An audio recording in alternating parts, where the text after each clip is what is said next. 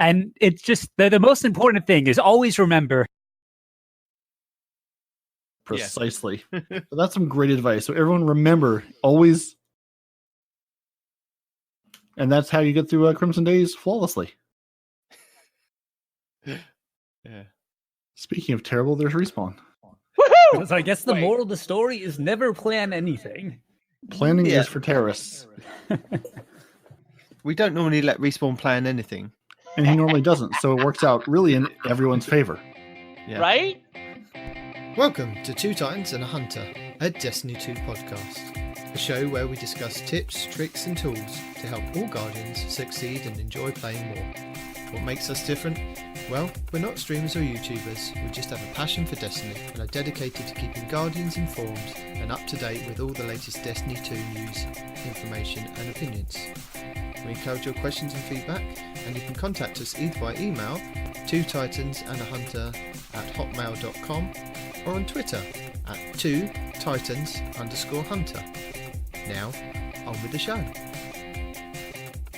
Okay, so I'm going to need you to come out of the basement, leave the dungeon where it is, come out of the basement, upstairs into the light. What are you talking about? I don't know. You sound quieter than usual. Maybe you're just more subdued. Either way. No, I have a different mic, remember? When we were talking the other day. Oh, that's right. Yeah, I mean, you sound the same over Xbox. You just sound a little, I don't know, further away, quieter, something. Hold on. It might not be using my microphone. Give me a second. Yeah, I mean, it sounds like you're near, but not. Does that sound better? Right in front of something. Does that sound any better? Any different? Anything? Sounds the same. I mean, you're clear.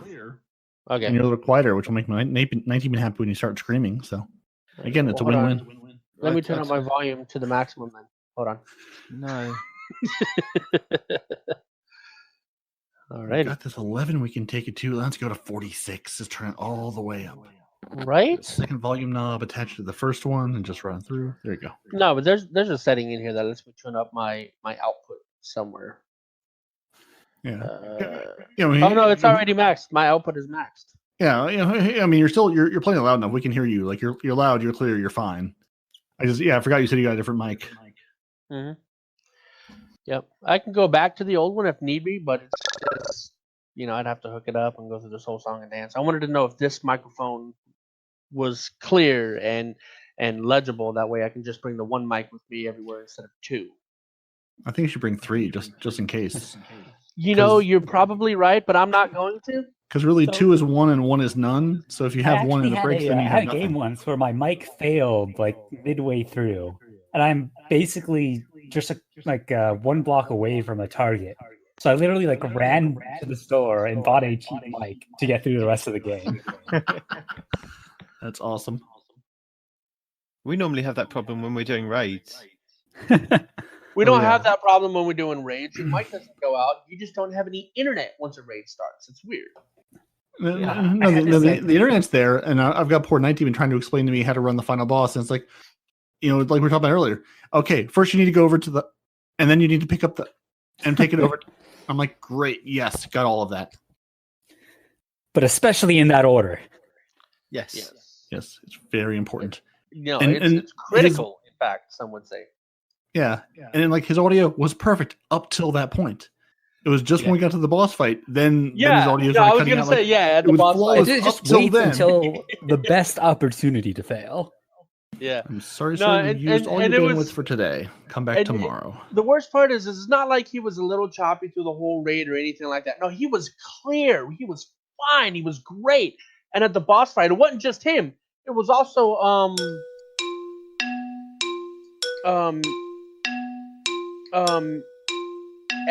not AZ Plays. ODST started breaking up too. It's like the whole time they were fine, and as soon as the boss fight hits, it's just like, I don't even know. No, Parody and I did Crown of Sorrow, and I said to Parody, "Don't worry, I'll take you through it and I'll explain it to you." And we grabbed this group of LFG, and we got all the way to the boss. We did the first stage of the boss, and then the second stage of the boss. That's it. My mic went. It was like that. Yeah. So I'm trying to do Crown of Sorrow, the second phase, with a vague understanding of what, like I've watched a video or two, a vague understanding of what I'm doing, and I'm more or less just trying to sort of follow him around and keep my eye on him and go, okay, let me just follow him and hope this all works out. Yeah, I mean, in my opinion, a raid's no fun unless at least one thing goes wrong. I'm Oh, not sure well, we've you ever should had a join raid without Frozen that. because all of the things go wrong. We've legit glitched through the ground. Not a floor, not like a ship. No, the ground with grass and stuff. We're running, and then all of a sudden, I'm in the ground, looking up, falling into oblivion. I'm like, are you serious? What? So, all Ground of the hacks. things go wrong. You've heard of wall hacks? We have ground hacks. That's right. Yeah. Well, now last week Respawn got carried away and we just continued into the podcast, so we didn't do any introductions. So I'll start off. I'm Night Demon, the British guy, joined by Parody and Respawn as always, and then we have a special guest, which is Froggy, Hello. who was mentioned last week by Squarelock Holmes as somebody that doesn't play the game but plays the game. So introduce yourself, Froggy, and tell us exactly what you do in Destiny. Yeah, I'm Froggy618157725, and one of the nice things about Destiny is it really lets you decide how you want to play. Like, there's people who do lots of raids, like PvE players. There's PvP players. I consider myself primarily a PVM player versus map. And the sort of stuff that I like to do is my favorite thing is when you say do a story mission or some event goes on and you get to an area that it's like, man, I'm never gonna be here again. I like to go there again, and I like to be able to get someplace whenever I want on my own terms. So, like getting to the end of a strike from from the patrol area or things like that. That's what I enjoy doing most. Okay.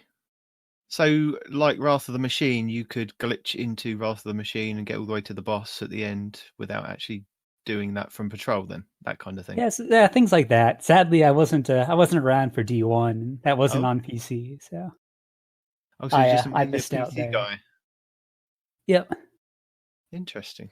So you found the glitch for the Corridors of Time in the last couple of weeks. Were you intentionally looking for that, or was you were looking for something else at the time? So I was actually looking for something else. At the time, Squirrely and I had been messing around with the Warlock floaty grenade launching. Yeah. Which, you could unambiguously call grenade launching because there's nothing else in the game with that title.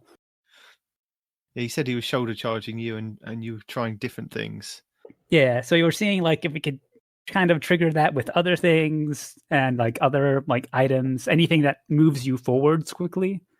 Mm-hmm. And you're having some success, and there's the funnest place to do that sort of stuff is inside of the Corridor of Time animation rooms, which is like when you start it up, you kind of get those 3 flashes of like the kind of weird trees and then the dead trees and the bars. Okay. And we had previously been messing around with launching there. And so we wanted to go back and check that. And I saved the mission on my Titan because like Titan is a very good generalist for like PVM type activities. No. Titan is not a very good anything. All right. You happen to have been on the Titan at the time when you discovered this, right? Edit that other crap out. But yeah, we were just intending to do some launches there, and I think like something happened where one of us I had to like change characters or something because I was on the wrong one. Yeah. And I was going to try to rejoin Squirrely, and there's a weird thing in those missions where no one can join you once you start them, which is different from like the normal like Corridors of Time and mission. Mm-hmm. So I was like, trying to figure out why I couldn't join him, seeing if like the fire team's open. In the meantime, Squirrely did one of the things that we had been doing before, which was going to the map screen and relaunching Sundial, which cancels the mission. Okay. And in the past, I had been doing this to like see where Osiris is and kind of figure out where underneath the map those rooms are. And what happened when Squirrely did this is he was in a room where all of the barriers that prevent you from going into different areas are gone.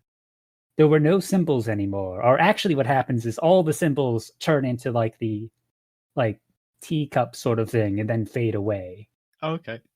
And each of the doorways is covered by a barrier, which once you go through, it kind of prevents you from going back into the room. Okay. And back, I guess throughout the whole season, I've been experimenting with the corridors, and I immediately recognize that as what happens when you're in an unconfigured room. So the corridors, there's only like 3 or 4 rooms, and when you run through a hallway, it teleports you to the next one. And when a room is not in that sequence, it goes into some default state. And that's what Squirrely was in. Right. So from that, I realized pretty quickly that we must have like gotten back into the main mission. And once again, like the killing yourself without moving thing allowed Squirrely to get back into the full mission there. So I went, checked that it worked, and since he hadn't run some of the lore codes, I had him run one of the later ones, and it unlocked.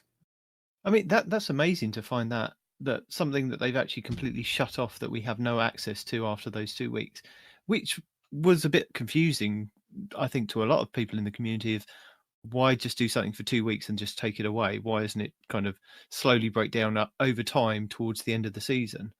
But yeah, that part struck me as a bit weird. I think they probably did it to prevent people from, like, I guess, wish 15ing it up and looking endlessly for something that might not yet be there. Yeah, I suppose so.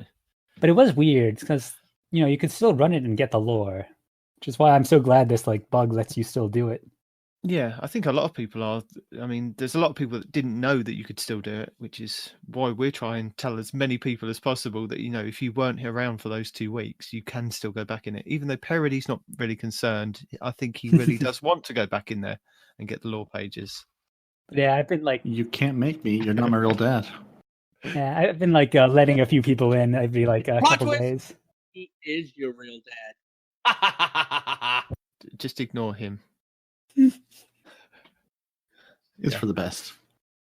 So I have to ask: were there 618,157,724 froggies before you, or is there any significance to the numbers at the end of your So name? there are, and it's very simple. It's his And age. you will feel very silly when you eventually figure it out. But I have a policy of not just telling people. But the Nice, I appreciate the it. story of how it came about was I was like I was sitting with like my best friend back when like AIM was a huge thing and trying to come up with my screen name. And in games, I'd always, taken Froggy. And as you can probably guess, Froggy was taken. Mm-hmm. All of the 1-digit numbers after Froggy were taken. I think a lot of the 2-digit ones were as well. I tried a literally random 4-digit number, and that was also taken. So my friend decided, suggested this, and told me why, and I decided that like if this one didn't work, I was just going to give up. And luckily it was not taken, and I've been using it when it fits in the screen name limit ever since. Nice. Every time I see something with a name, with numbers, I always wonder: is there a significance to the numbers, or is it just these are the numbers I threw in and it let me make one? We went with that. Now, are you the same Froggy that's posted on unexplainedmysteries.com? Because I'm really interested now. I'm not aware of that. I don't think I've posted there, but I could see people posting about me there. No, it says Froggy618157725. Something about deja vu and the Matrix. Ooh. Now see, he's 618157. So there's another Froggy with a slightly similar screen. I could see that. I've typed it in, and then it comes up with his YouTube stuff. And then if you scroll down, it says deja vu, metaphysics and psychic phenomenon, unexplained mysteries. Ooh. This is interesting. Yeah, a little known fact about see, me what is that I am happens is- about as good at breaking the real world as I am the Time game. travel. He has discovered time travel, and his future self came back to post that. He just doesn't know about it yet, Truly Yeah. mastered the corridors of time. right? Oh dear. So, have you found like any other interesting things in those other missions, like the Whisper or the Outbreak mission? So I haven't done all that much exploring in Outbreak. I did the like you can get into the Whisper mission from Patrol, which someone else found, which I've done. That's like it's pretty fun, pretty entertaining. Yeah, I think haven't- I did that one. I just to practice all the different jumps because I was terrible at it. Yeah, I wouldn't say I found anything like too out of the ordinary there. I mean, there's like all these different kind of hidden rooms with dead Vex and things like that, but nothing seemed to come from those other than like the nice ambiance of the whole thing. Because there was that there's a hidden Vex I can't remember what it is, but it's underneath the sundial. One of you guys Oh found it, yeah. didn't you? So that was From- JB3 found that one, and that was back at the for the first week of the season. We still had access to the pocket finisher glitch. yeah. Which I'm sure you guys have seen that one, and well, most people were using that glitch to yeet bosses out of the map and things like that. I was using what I considered the more powerful form of it, which has to do with respawn mechanics. And it just so happens, Yes, he is talking about me. Just so you know. yeah, it just so happens that the amount of time that a finisher takes is enough time for you to set a spawn point. Okay.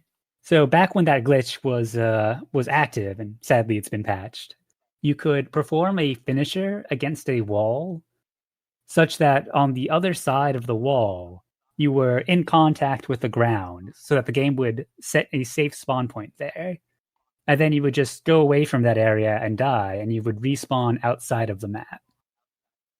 And JB3 found a nice spot there that you could get underneath the sundial.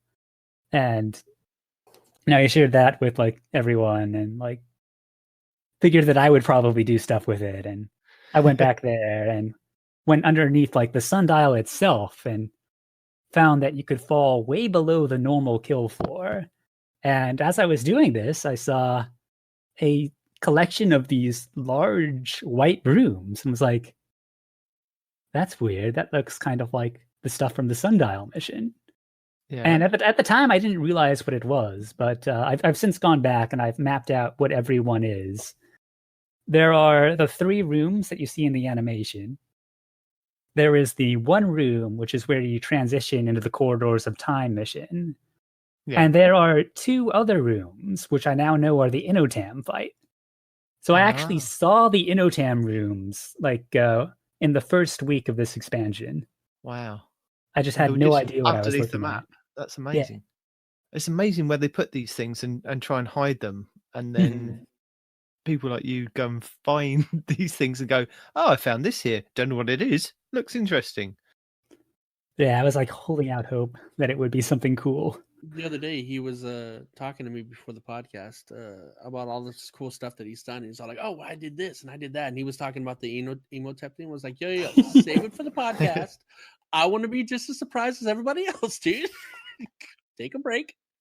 Let's save it for everybody, man." Because there was a room, wasn't there, that's been discovered, I'd say a couple of months back, that was very reminiscent of, I think it was the Undying Mind Strike from Destiny 1. Oh yeah, The whole room's there, but then nothing has kind of come of it. So there was a I think that if you're talking about the thing on IO, I think that was it, yeah. Yeah, that was actually that was also me. The There you go. I like to do this thing where I'll play I'll go into like LFG like raids and stuff, and especially back when it was Leviathan, because there's a lovely little shortcut in Leviathan going into the Baths encounter. Yeah. Where there's a hole that you can get out of the Castellum area, and I like to call it the overbelly. And I would take people on that, and if they were like interested in that sort of stuff afterwards, I'd show them around a few of my favorite spots. Right. And one of those is the outside of the Endless Gate, which they've redone entirely, and it's not quite as exciting as it used to be, apart from getting into the festering core strike. Okay. And I was with this guy, I think it was Dr. Neon, and I was showing him something, and I like fell behind a little bit.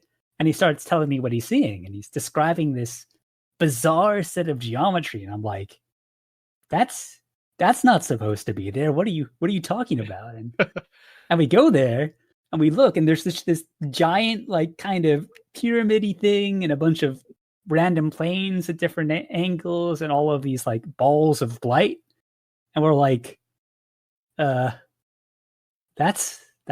different." Yeah. So we spent like a couple hours figuring out how to actually get inside, and we saw the first part of the that strike back in like I guess it must have been the season of Opulence. Yeah, I think it was before anything to do with that strike came out. Yeah, and then like the boss room from that was like redone entirely. At the time, it looked a lot like one of the Destiny 1 strikes. Ah, see, that's what I was confused because I'm thinking, is that still around? Because everybody was expecting the Undying Mind, because that was something that was then leaked to be in season of whatever it was, Undying. That was it. Mhm. Because we heard that the Undying Mind was coming back, and people were saying, "Oh, they found this room. The Undying Mind strike should be coming back." And then nothing. It just, I know, you can't 100% go on leaks and data mining and glitches like this, but it was just interesting that you're saying that they completely redesigned. Yeah, they changed up the. I don't know if they like changed their minds on what they were doing there, but they changed the like last boss room entirely to be something different. Right, that makes sense now. So for anybody that was worried, they've completely changed it. It wasn't the Undying Mind strike. You set off a tripwire when you stepped inside, and they said, "Oh, someone figured it out. Hold on. Go to room 2. Go to room 2. Pull it quick." Yeah, one of my other favorite things that I got to this season that I hadn't done before. So the pyramid ship that you go into in Shadowkeep. There's been like a lot of people trying to get out of map there, and every once in a while, someone makes a bit of a breakthrough. Like pretty early on, I figured out you could just slide through the barrier that normally prevents you from going down there unless you're wearing the fancy armor. And naturally, you can sword fly inside of the ship. And in the surface of the ship itself, there are some holes that you can go through, get outside of the inside of the first part. And finally, after like I was chatting with, I don't know if you've heard of Cloud LXXV.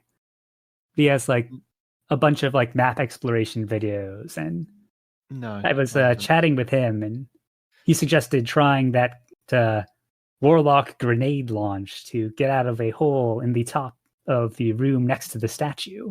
Right. So, Squirrely and I went in, and after like probably 30 minutes to an hour of just trying this over and over again, we finally managed to actually get out there. And on the somewhat sad news is we didn't see any like obvious unused areas, but we did find Gaul, which was interesting. Okay.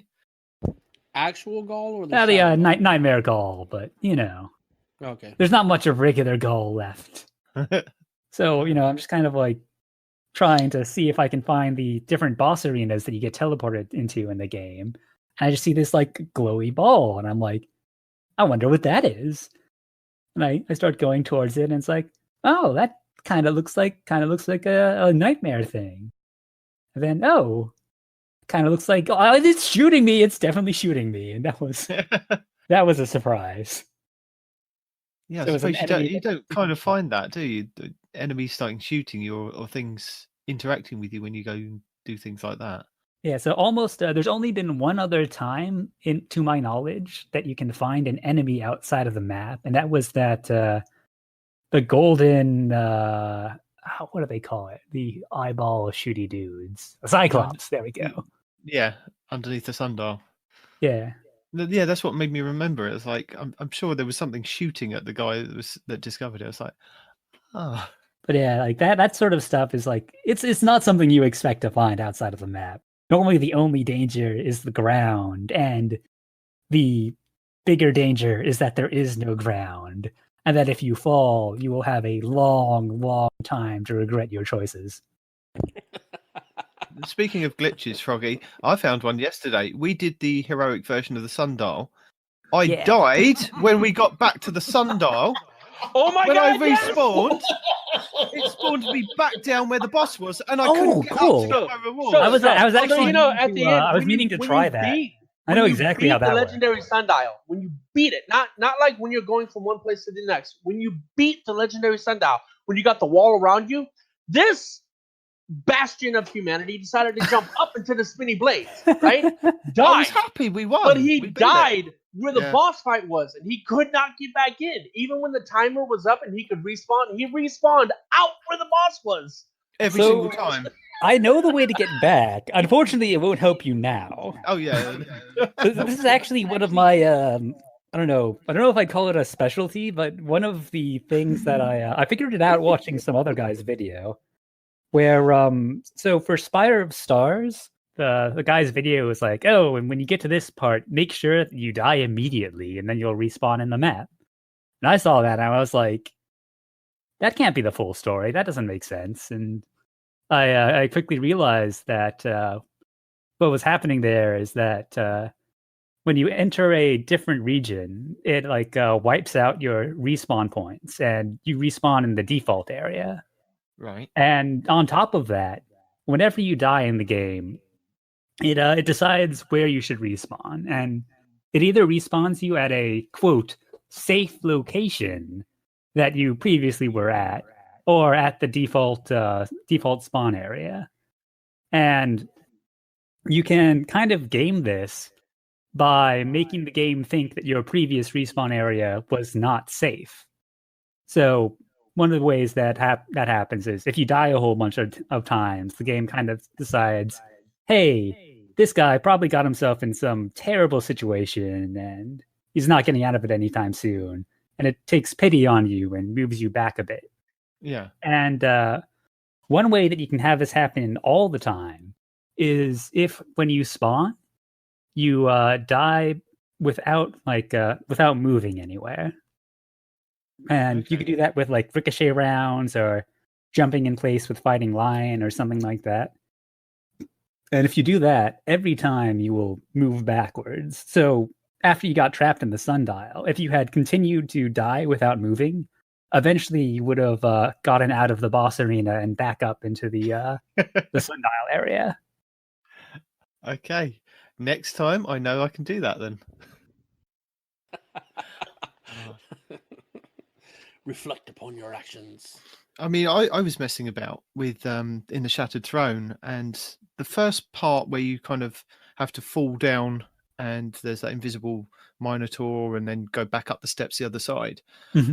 I found that I could put my Titan on like 100% mobility with a sword and jump up the side of the rock and then across over to the other side and then up over the top, go through a kind of a barrier section and then drop down behind. But there's this invisible wall that won't let you go any further because you can see, like, instead of going through the area where you've got all those Vex like snipers shooting you and then going through to the ogres, rather than do that, you can see there's another area that you can jump across to, but there's just like this invisible. I couldn't get through. I was in there for like a good hour just messing about trying to see what I could do, and I couldn't figure it out. I couldn't go underneath the barrier. I couldn't go above it. I had none of it. It said no, I'm not, because I just have this thing with the Shattered Throne that I cannot seem to solo it and get through without dying. I always get to the ogre. Oh yes, the ogre is the killer. I hate it. I know there are still ways you can skip the ogre encounter. It got a bit harder once they showed the sticky grenades skip on the live stream, and they were like, "Oh, best get rid of those." Yeah. Cheese Forever put out a video of how you can still get back up through the gap in the wall up the top. I can't do it. I still can't.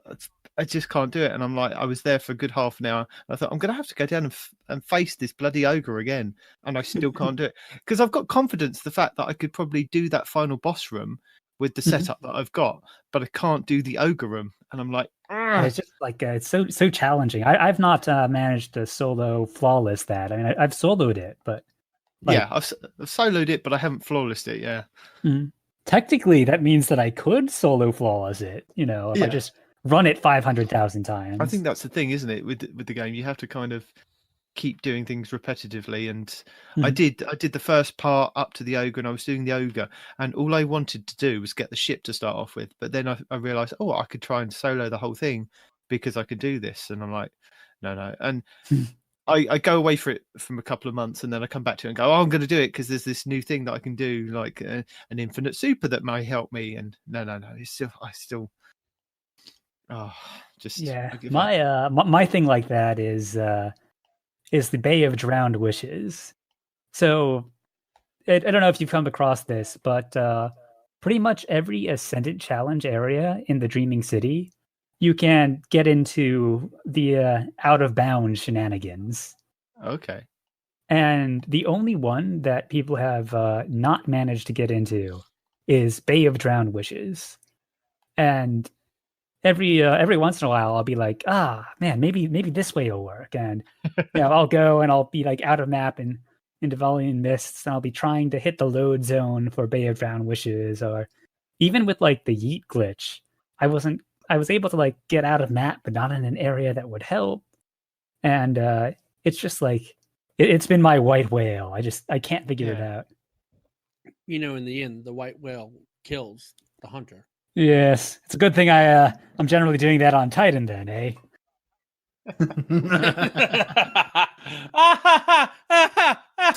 Trap set and yeah, most of the time when I'm actually playing the game, which might get half the time I might actually be playing the game, I'm on my warlock.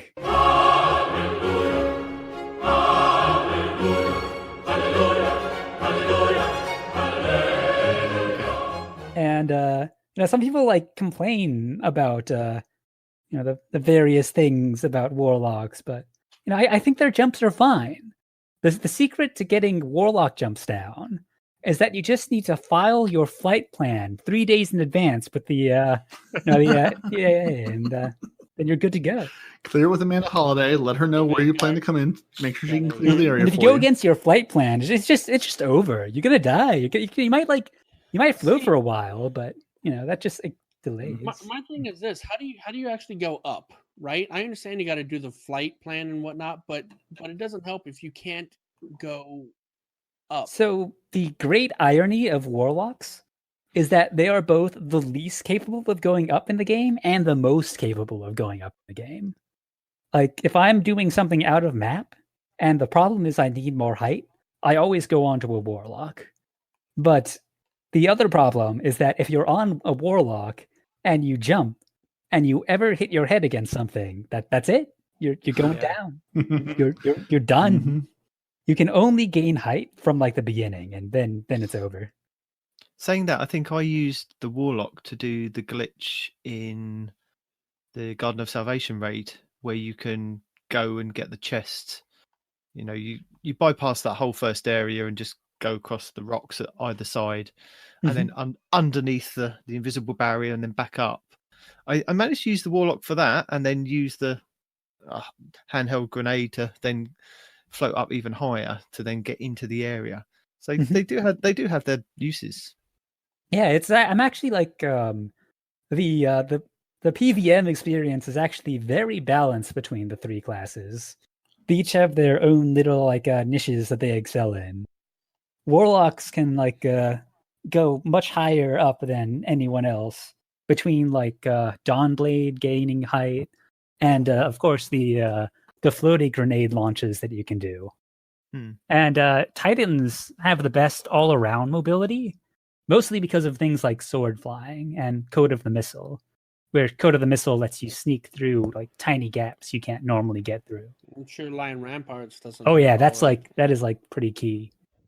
And then Hunters have very different jump physics, which lets them do things that other classes cannot. And they also have Blade Barrage, which is one of the most broken abilities in like the game. Because so there are these soft push kind of barriers that you'll run into that when you push up against them, they just like toss you back. Right. With Blade Barrage, you can just totally push through those. Any sort of barrier that's soft at all, Blade Barrage just goes, "Hey, I'm doing an animation, let me through." And the game's like, okay. So yeah, there's that Blade Barrage one that you can do backwards on PC, isn't it? On the ogre section of Last Wish to get into the next area. I've seen that. Yeah. Yeah, Very there was interesting. there's a glitch that I sadly missed, where you could do this like kind of rocket Blade Barrage, or you could just trigger it over and over again, and you basically just rocket off into the distance, throwing knives behind you. And it was like the ultimate get through anything technique. So when there's a new patch or there's a new update to the game, are you really excited? Is that the point where you go, right, I can actually go and explore and go and see these different things, or is it just something that you kind of get to as and when?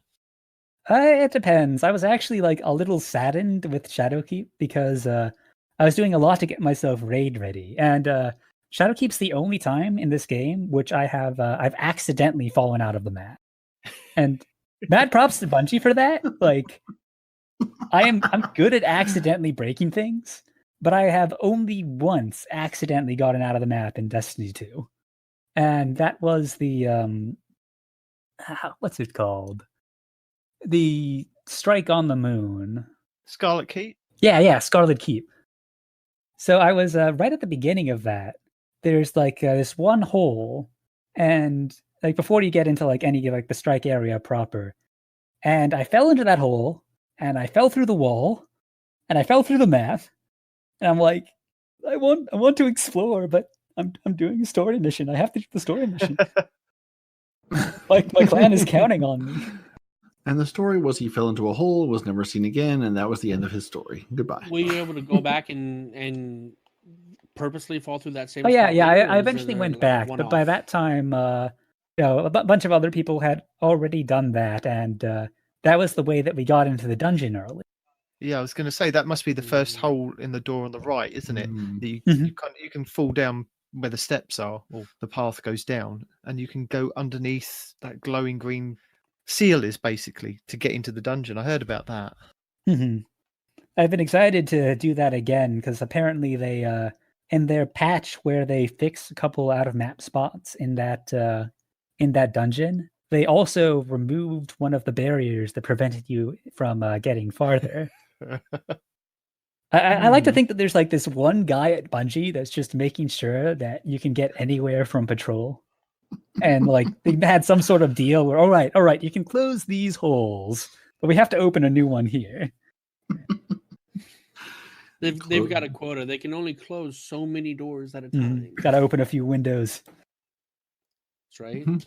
Just you grab your Telesto, open the window with the Telesto, it'll work fine. Right. Get You know you what through they say: everything. when one person patches a Telesto, then another person beats a raid without doing anything. You know. Yeah, Telesto is just ridiculous. The amount of things that it has broken. So have you found anything like map related that Telesto actually breaks, Um, or that is related to the So Telesto? I don't think I've done anything specifically with the Telesto for that. It's having grenades that stick against something is always useful because a lot of times when you're outside of the map, there are like walls that you just can't see. So something that will stick to them and kind of show them that they're there is pretty good. I see. Mm. So like before you try to jump across a big ass gap. You're like, is this going to kill me? Shoot it to Lesto. Oh, yep, there's an invisible wall right Yeah, there. my go-to for that is fighting lion because you get the ammo back when you die since it's kinetic. Fair enough. And it's not foolproof. Sometimes a grenade will fly right through something and it'll just stop you anyways. Grenade, you may pass. Titan, no, you stop here. No, what happened is that one time you threw the grenade, there's a tiny little hole in said barrier, or said barrier is kind of like made up of like a Swiss cheese kind of thing where there's multiple holes. And you just happen to have passed it perfectly through one of those little holes, but the overall barrier. So, funny story, I have actually had that happen. Wait, yeah, what? like in Crown of Sorrow, there was some guy whose name I forget found a hole in the beginning of that where you just jump through a seemingly solid piece of map geometry and you just go right through it. I have no idea how the guy found it. He must have just like accidentally done it at some point. But there's some holes that you would only ever find by literally bumping your head against every surface in the game. And so you don't go and do that then? I mean, I do an awful lot of throwing myself against a wall and seeing what sticks, but seeing what sticks. Oh, I do. Look at that. Yeah, there's when you get out of map there and like do a whole bunch of tricky maneuvering to get around to the right side. There was an area where I shot my my trusty fighting lion and it went onwards and I was like, oh, all right. And I jump up there and there's a wall. And I'm like, what's going on here? So I shoot fighting lion and it bounces off. I go back to where I was standing before and I shoot it and it just goes straight through. And 15 minutes later, managed to get my set up right to actually be able to jump that high. And sure enough, there was a little hole. And I was all excited to try to progress through Crown of Sorrow without actually having to do the raid, but sadly was never able to get like much further than 20 feet past that. Oh, lame. Yeah, so I have like a list of projects of things that I'm still like trying to figure out if there's more to it. If you could figure out how to do the Last Whisper mission without actually having to do not Last Whisper. You always call it the Last Whisper. The Perfect Paradox. That's a completely different gun. The Last Whisper. Yeah, I know. Because they're both special missions, right? But no, I was talking about the not the Perfect Paradox. Yeah, that's the one that you like. Outbreak Perfected. Yeah. That's the one. Somehow I knew what you were talking about, even though all of the words you used to describe it were wrong. Hey, look. First of all, my mom says I'm special. Don't get mad at me because my Windows tastes better than yours. Do you want to replace me on the podcast? Because if you can understand what he says most of the time, you can have my job. I think it's just because it was related to out of map things, and I just kind of yeah. He has glitched his way through respawn sentence. That's all you see. He can control time, respawn sentence structure, everything. He realizes the commitment that he'll have to make, and he's backing out of it now. Yeah, exactly. But no, if you could figure out a way for us to do the mission for the Outbreak Perfected. Oh yeah, I've been wanting to do that for a long time. Like amazing. Getting in there without a timer would be so cool. Well, we can do that kind of. But I was referring. We could do that to start off with. They've patched it. Yeah, they did like a patch for it. I don't know if there's a current way to turn off the timer. If you could just find a way to bypass the jumping puzzle, that's what hangs up a lot of people, right? Like as a hunter, I can just go right past the jumping puzzle and I'm waiting there and I'm watching my team die for like 10 minutes. I'm like, well, this was as like a warlock, you can skip like 90% of the jumping puzzle by just, jumping to the full extent of a warlock jump. That's true, but if you bump, then you're dead. It's just sailing off into the distance. The best part is when you happen to be like using your floaty grenade and jumping, and then like something just comes out and hits you, and you're just like, huh, and then you just sail off past the horizon because you're holding your grenade of like keeping your momentum, and you just keep going. I wish that like you found could any of like those throw Nova a grenade bombs? and it launch you the other direction. Like, oh crap, I'm going this way. You turn the opposite direction. You chuck a grenade, and the momentum of you throwing the grenade actually sends you back. That would towards the be a ball. pretty cool thing for an Oh. exotic or something. Can't have those physics. Hey Bungie, those Aeon Swift Soul, whichever one is for the Warlock that Zer's selling this weekend. Right. If you could instead make those, jet propellers, we could put on, so people would actually use and them. some of these grenades, especially from the Warlock, right? Especially from the Warlock. Everybody else just chucks theirs, but the Warlock, when you have to charge that that handheld supernova and it comes out with a force, that should push Yeah, you back. that would be a pretty cool touch to it, and Yeah.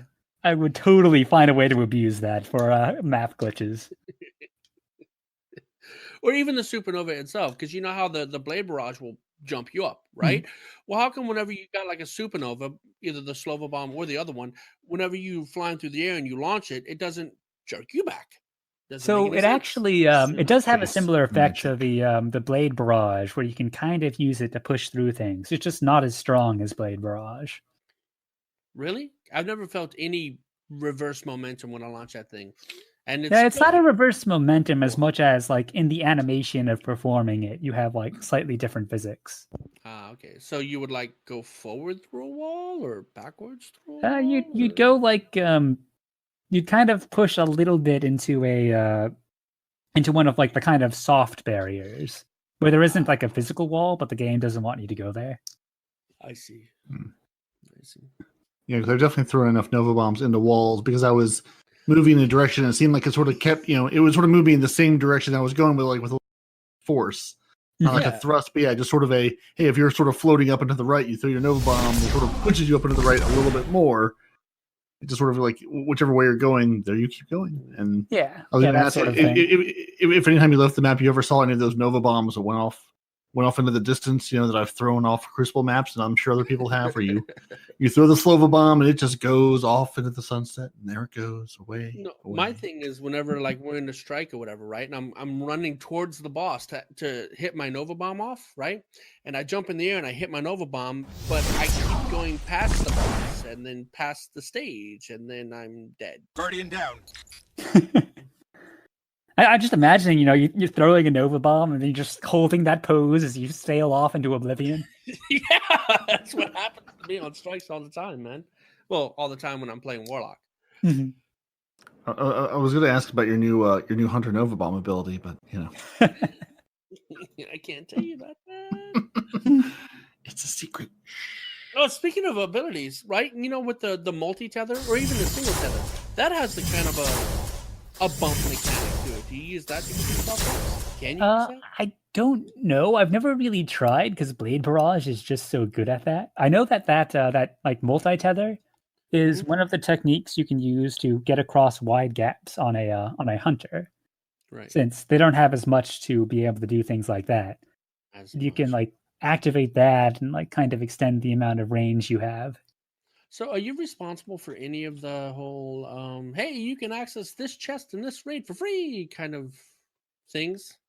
I know you were talking about earlier that you could do them, but were you the guy that was like, hey guys, guess what I found? Ha ha ha, check it out. So I don't think I did any of those originally. Like someone else found the Last Wish chest early. Mm-hmm. And also the Garden of Salvation. Well, I did go out of the map plenty of times on like day one. I went, instead of going across at the first encounter, I went back and to the right, which doesn't quite let you get through it. So by the time I had gotten back around to exploring Garden, people had already found that. So one thing that not many people know about, but isn't like particularly useful, is every single chest in the underbelly can be grabbed from underneath the map. What? That would have saved so much time following people through going, I know where to go. We're going to take this shortcut. Right? And then 45 minutes later, we're like, hey, remember when you said you knew where to go? Yeah. No, it's right up ahead here. Just one more room. No, you don't. And it's not even that. It's just the whole, okay, here's the chest, but now we have to, I mean, it's easier now with, power jumps and new weapons and things like that. But back in the day, like killing all of the little robot things before they set off the alarm used to be a pain, man. Yeah. Yeah. Yeah, that's one of the reasons that I was trying that out. It turns out every single one you can the chests are all there, even if you don't like destroy all of like the sentries or whatever. And the reason I tried doing that is I think it's the armory chest, where if you're in like that room with all the flowers, you can jump up and grab that one from underneath where it is. And it turns out like the grab distance lets you do that as long as you know where to go. Huh. I know Squirrely also has some videos of him doing that. I might have to have you run me through the underbelly once or twice, my friend. But yeah, it was just like a fun little puzzle to work out. Not super practical because most of the time when you get keys, you have like a group with you and a couple of people can take out the watchers. But it's fun to know you don't have to. I just wish I had more time to get through raids. I guess I shouldn't say more time. I guess I should say time in a single block where we could actually maybe succeed, because the Frozen Clan raiding doesn't usually go quickly. It's more of a lifestyle all day thing than it is a let's jump into this and knock it out. See, when you said time, I was thinking more along the lines of, what's a good word? Ability? Skill, ability. Yes, ability. No. There's some of that too. Although we did get through a heroic menagerie and 2 or 3 heroic sundials this week, trying to get people through for the savior title. So that's been fun. I'm happy that they did something with the final boss that wasn't just hey, here's the same thing. I remember. I wish I had screen grabbed. I saw someone on Twitter I think it was something DMG had retweeted. Because there was someone on Reddit being like, "Okay, guys, we're gonna get the new boss. It's gonna be the same thing as the Undying Mind." Then like a paragraph of complaining, and then an edit. OMG, I was effing wrong. It's not that at all. Yeah, like I had been speculating like the week or two before it released, where I was like, at that point I had gone back and like identified the rooms that I had seen before, and there were these 2 rooms that were like unused. And I was like, all right, guys, I don't want to get your hopes up, but there are these 2 rooms that you can get to from the sundial, and they might be coming with this battle or something. The boss shows up, and there you are, just sitting there like, hey, I've been waiting for you. Come on, bring it. The rest of the fire team is going through the actual raid, and you're already in the boss room waiting for him to spawn. Yeah, I have sometimes done that in like an LFG where I'll be like, hey guys, I can do a thing. And they're like, nah. And then I'll go ahead and do that. And I'll just be like doing like the sitting emote in front of like the boss room or something when they get there. I'm glad you could join me. What took you so long? Oh, you went through that fight? No, not me. I've been waiting here all day, man. Where you been? Slackers. But yeah, there's just like so many fun things to see. One of my favorite areas to go to. So Nessus is full of holes, so many holes, and it's just lovely. Is it because the Vex just don't know how to build things? Is that what it is? Yeah, something like that. They just have like these little things that you can stand in all over the place. And so one of the rules to finding holes in the map is to remember that no one cares. What you're looking for is an area of the map that no one cares about. No one's ever going to go there. QA is going to be testing, and they're going to be like, all right, we jump down this hole, but there's all that stuff over there. No one cares. Just ignore it. And no one will ever look there. It'll be fine. Oh, wait. And then you just go there and you poke around, and like 9 times out of 10, you're going to find a hole there. I was playing with some guy yesterday that, was doing some random out of map stuff and wanted to show me some things. And just the day before, I had been going by this one area, and I was like, I bet there's a hole here. And it turns out the thing that he wanted to show me was in fact a whole section. And you just kind of develop this sense for where a hole should be. And somehow there tends to be one there. So what you're saying is put it in plain sight in an area that we normally play in that you wouldn't really think about touching, and you wouldn't look there. But yeah, for an example of something that's kind of like that, the no one cares rule. Petra, during like week 3, I think, her week 3 location where she's in Via Sylvia, something like that, and you can go and talk to her and like do the vendory things. But if instead you turn around and walk up that little gravel pit that like no one has any reason to ever do, you just jump up and you're out of the map. And that's like how people were getting into Last Wish early. Ah. Wait. Nothing fancy. No sword shenanigans. No... Yeah. Like most holes and like most out of maps don't require anything fancy. You just turn around and you open the window behind you and just jump through it. That's it, and you're out. I was thinking of how I do this, and I decided I would follow the signs, and they led there, and it was like, oh, okay. It's that one guy at Bungie who's like, listen, I'm just going to put this here. When you find it, enjoy. Yeah, it reminds me of like I don't know if you guys know of the back in the Halo 2 days, the Scarab gun. No, that implies that I've ever played Halo. And actually, it's the same company doing that, and they realized that the community is crazy, and they're just going to do things. So they took the Scarab gun, which is the main gun of like a giant walker thing, destroys everything, and on top of a bridge, they just on top of a bridge that's so high up that you'd think it was part of the skybox, they put a danger traffic cone, and levitating above it, they had a plasma rifle that instead shot the Scarab gun's main laser. And what? They just put it there, and they figured, I don't know how, I don't know when, but someone is going to find this thing. And people found like a dozen ways to get there. My favorite went something like this. There's this bridge part earlier on in the mission where there are these the flying Banshee ships. And you have to like confuse the AI so that it follows you into a tunnel that it isn't supposed to go into. And you have to shoot off its wings so that it has like a smaller profile. You kind of like coax it into an even smaller tunnel, and then you have to board it precisely when it hits a load zone, which makes it not get deloaded or self-destruct, and gets you into like the next area where you can then fly all the way up to the bridge and claim the gun. So this sounds like it was very much done on purpose, just to see if anybody would get there. Well, the item was done on purpose, but the way to get there was not. They had no method that they had like programmed into the game to do it.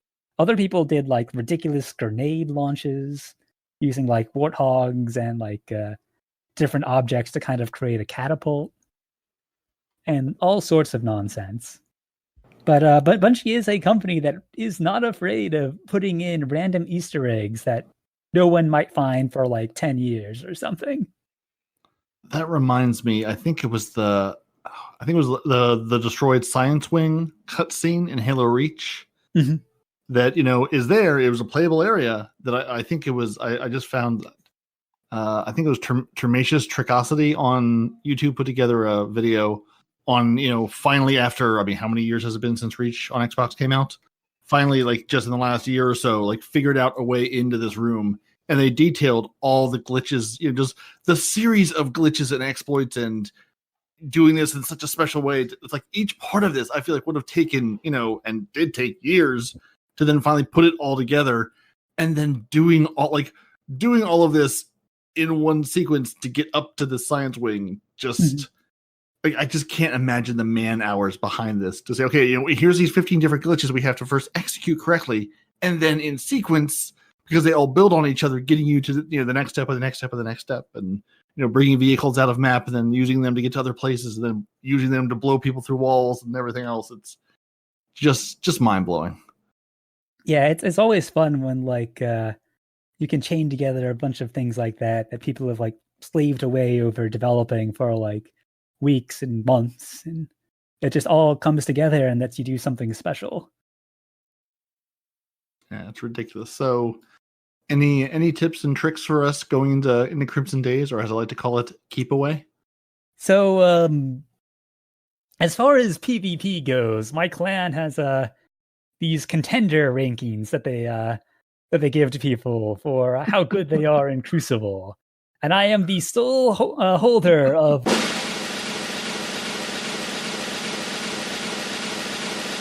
contender -1.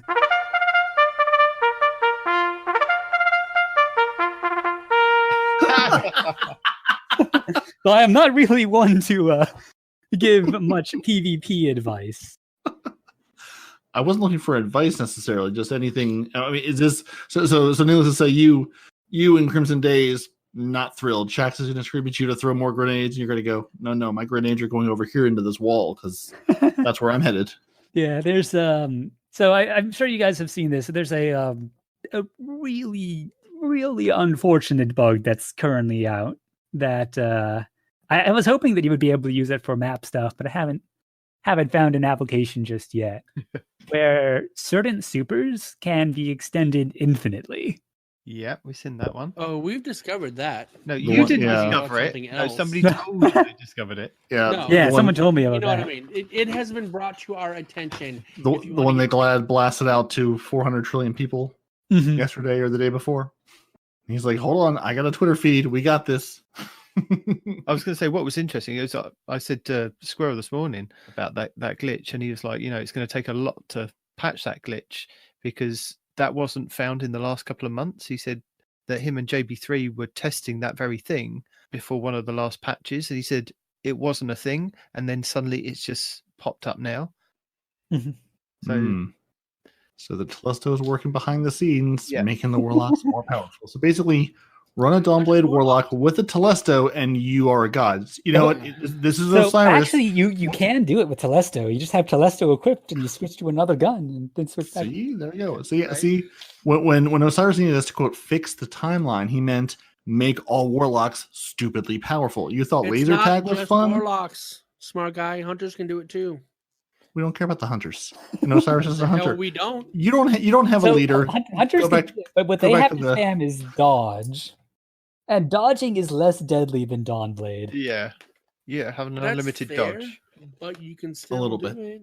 Yeah, but no, with the top, you with can the top run trait, away very good. dodge, you leave a lightning wake, so you can still kill things with your dodge. Gonna Tron people to death. Yeah, you can tickle people.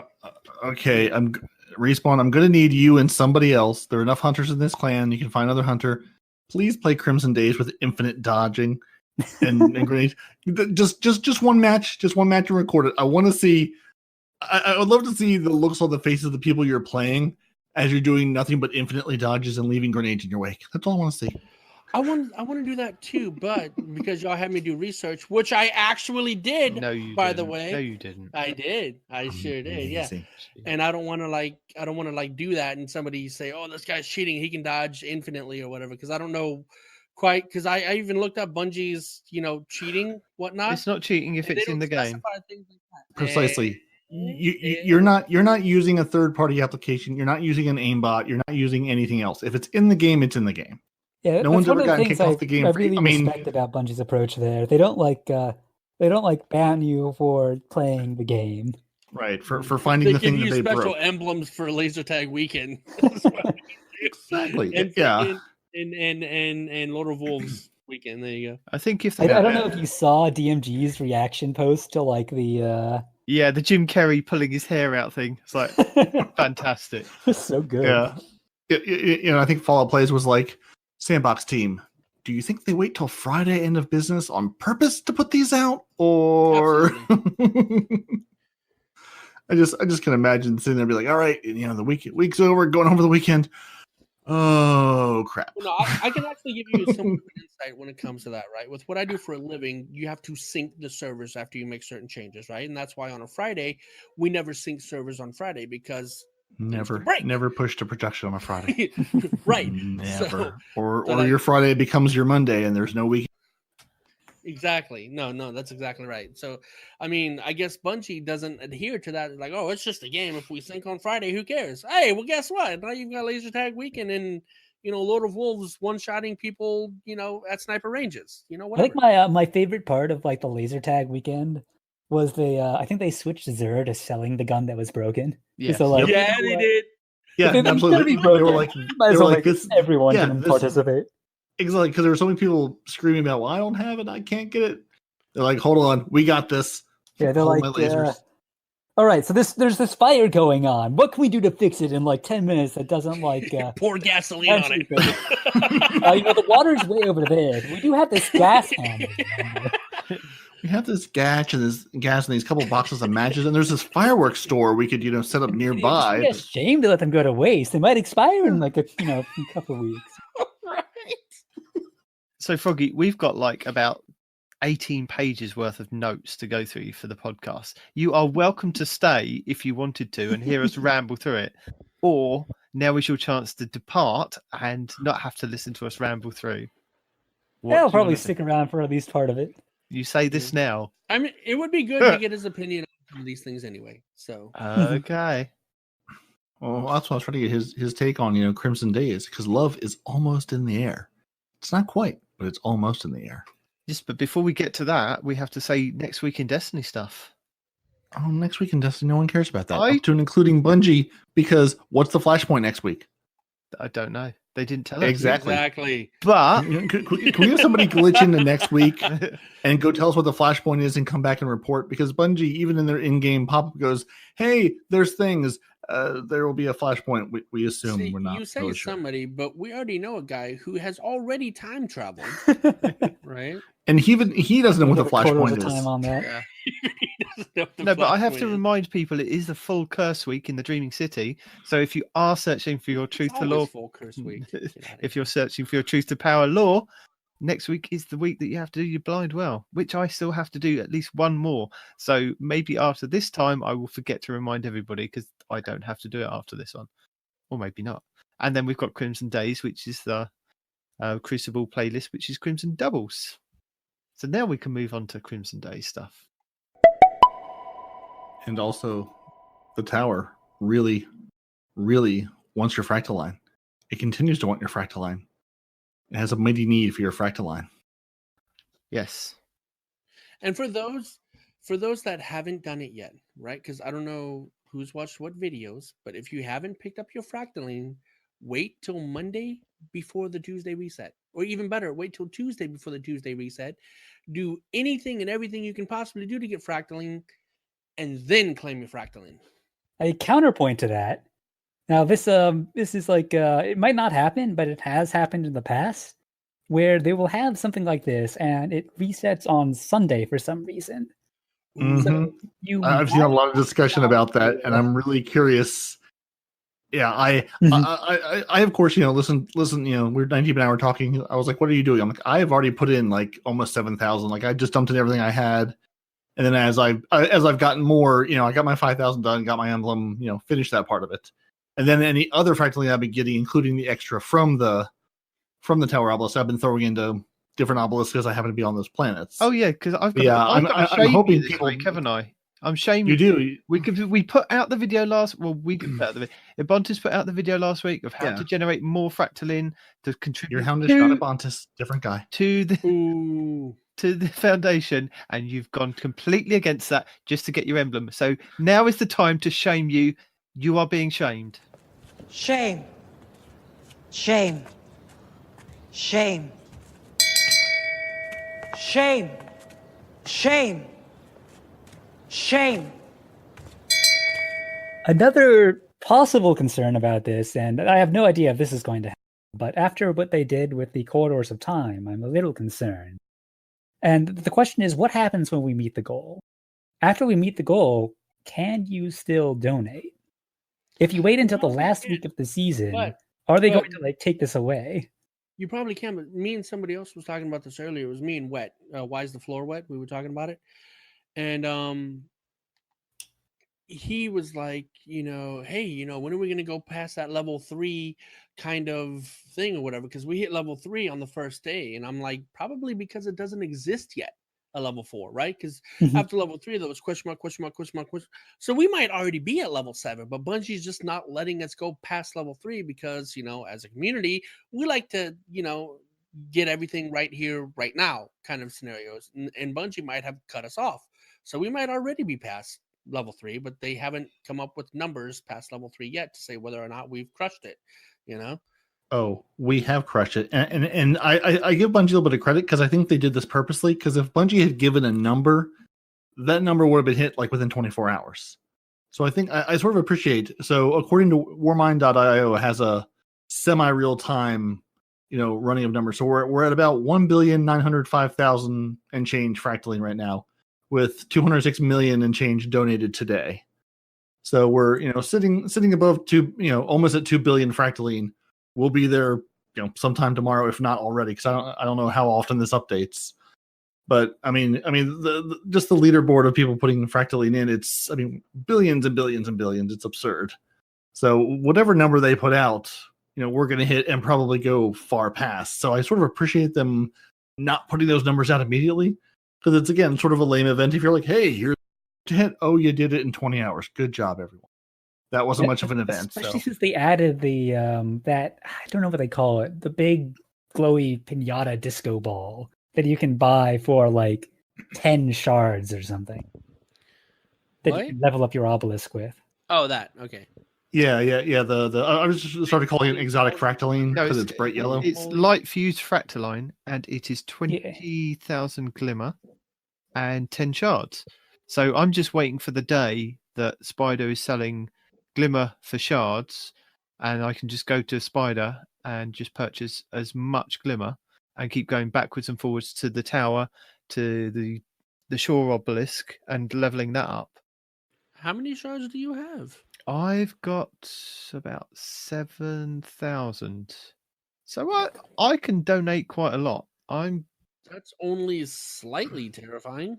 I'm taking a look at what I've got. Yeah. I had just over 8. I'm down to 7,700. I was up just above 8,000, but I also bought I know Spider was selling like 3 separate things for shards the other day, so I think I bought like 1,000 of each, or I don't know, at least 500 of whatever he was selling, because I was like, I'll need these at some point. I don't know when. I'll be back to Spider for glimmer because I keep running out of glimmer. I'm sitting on about 15k. There you go. See, it's not just me. I could I did some math, and I could basically solve. No, you guys have a problem. If I had 3 years to hold like the button at the tower, because they throw shards at you all day. They're like, oh, you broke something down? Have some shards. If I can make some of those shards into bright dust, I'd be even happier. But oh my god, they give me shards like there's no Spider tomorrow. needs to do that. Spider and Eva Longoria, not Eva. Yeah, you can say that. Absolutely. Spider-Verse. Into the Spider-Verse. Here we go. The crossover event of the year. Whatever. Spider and the Eververse lady. There you go. Tess. Haha. Tess Eververse. Got there in the end. I haven't heard from Finchurch today. Kind of a thing going on. You know what I'm saying? So that you can do exactly that. Have a little crossover, as it were. Yeah. I see nothing wrong with this. I'm in. So for anybody that's interested, that you can buy this light fused fractaline from the Tower Obelisk, which is glimmer and shards, but it will rank up your obelisk on any planet 1. So that's the same as putting 200 fractaline into an obelisk on those planets. You can then keep buying these things, leveling up those obelisks on the other planets, and then come back to your tower obelisk, which will then have a resonance power of whatever you've put into it for the next week. So it's worth doing. 10 shards for 100 fractaline a week until the season ends. Yeah, 10 shards and 20,000 glimmer. So as long as Spider's something, as long as Spider's selling something you have, it's a real quick. Well, I would say it's a quick trip. It's a longer trip getting back to the tower these days, but eventually you'll be back to the tower. Yeah, but not at the moment. He isn't selling glimmer for shards. Yeah, hopefully they fix the tower business next week. I'll be doing something like, oh yeah, I'm gonna run to the tower real quick, but while I'm flying in, I'm gonna go have dinner, walk a dog or two. Mm-hmm. Go have some drinks, come back. I think I'm 119 this. So I turned on the Xbox. I flew to the tower. I went downstairs, got the kids ready for school, got them at the door, had breakfast, made lunch, went to my job, came back, and then I was still not quite at the tower yet. No, I managed to empty the washing machine. I went round to all the radiators in my house and put all the wet washing on. I switched on the heating. I came back to the room and I still hadn't loaded to the tower. And I'd been gone at least 5 minutes. I don't know why. It was like ridiculous times for those things. Yeah, I was in the tower and I got error coded out and I almost cried. Oh, yeah. That happened to me twice this week. I got guitared out of the tower. I'm going, no, I did not. I had just gotten there. I was walking to the postmaster to clear it out. And it was like, nope, try again. Back to orbit with you. I was like, come on. There's even people here. Break your heart sometimes. Definitely can. Well, not just that, but also the freaking the menu thing. I know I complained about it already, but today it made me really, really mad because we were in the middle of a strike and I had to swap weapons. And when I opened my menu, right, to go swap weapons, you know how it jerks across the screen with the slideshow? Yeah. It actually froze. My mouse and cursor actually froze for a good 2-3 seconds, and then I could move it again. I'm like, are you serious? They keep saying they're fixing it, and it's actually getting worse. Blame Telesto. Yeah. Yes, Telesto becomes sentient. They move the loading times from the beginning of your Crucible matches, those black screens, into every other part of the game. So we fixed it. You're good now. Everything's fine. I'm calling it right now. Ending of Destiny 2 when they finally move on to something else. We're gonna finally see Savathu, and she's gonna take back a hood and reveal that she was Telesto the whole time. Yes. The Telesto has that was a spoiler, and now Destiny / Bungie has to take you out. Sorry, no. This will be the final. I'll go into the corners of time where they won't find me. What do you mean? Just go to Bungie's offices, stand by the front door, sort of off into a corner, and they'll never see you. That's clear what this has taught us. Hide in plain sight. I am thinking, there's been a lot of hints of maybe Destiny 3, maybe not Destiny 3. But I'm thinking if they do a Destiny 3 and they want to kind of do a complete wipe again, and they don't want to just go, oh, the tower's exploded and all your weapons have gone, they're just going to kill us off at the end of Destiny 2 and we'll have to start a new character. Maybe.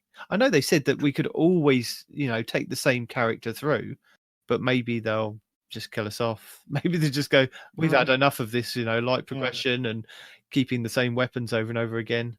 You're just dead. Yeah. You saw your coffin. That was it. You saw your tomb. Mm-hmm. You have your character. You just don't get anything else. That was yet because I don't think that was Inotam, or at least they didn't really hint to it. I haven't read all the lore, so I don't know. But I don't know if we've yet hit the encounter that's supposed to kill us. No, I don't think so. Well, we still got a whole lot to do before we get killed. We still have to kill the Drifter. We still have to kill Cade 7, which means Cade 7 has to even be a thing. I think you've been partying with Callus too hard. Then. The thing is, he hears something somewhere and he takes it as gospel. It's not here's something somewhere. If you read the lore books, it's there. It's written. Bungie has written it. It's not, I heard it somewhere. Go look it up. There's a footnote in some of those lore books, which is basically another one of his scribes reaming out the guy, being like, dude, that's not how any of that works. Was that from the lore book where they're like, here's a lore book. All of these are lies. Yeah, it's like the Chronicon, I think. Yeah. The Chronicon is different. The Chronicon is lore within the lore book itself, right? It's just like a sub thing talking about Callus, but we're not just talking about what Callus and his Chronicon talking about. We're talking about Destiny lore as a whole, from Destiny 1 and 2. We still have to kill the Drifter by making him eat his own ghost and then shoot him in the face, and then we have to kill Cade 7. I'm pretty sure that was from Callus's fanfic.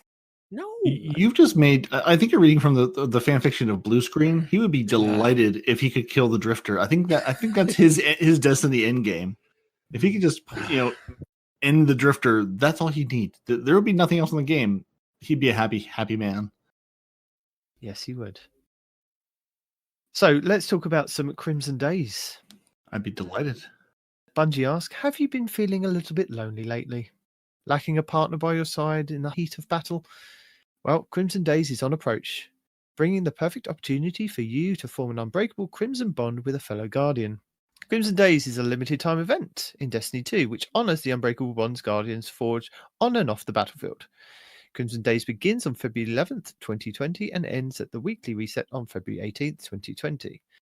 Crimson Doubles returns to the Crucible during the event, bringing an explosive 2 versus 2 combat to the fold. Stay close to your partner and you'll each have a heightened ability regen as long as you retain your Crimson bond. If you stray too far away from each other, opponents will be able to see your every move. If you'd rather take your partner out for a stroll in one of Destiny 2's PvE activities, Shaxx will offer bounties for you to complete in a 2-person fire team. As you complete Crimson Double matches and bounties, you and your partner will be showered in delicious candy hearts. To sweeten the deal, daily and weekly bounties will offer double XP. Bright Dust will also be rewarded when completing your weekly bounties.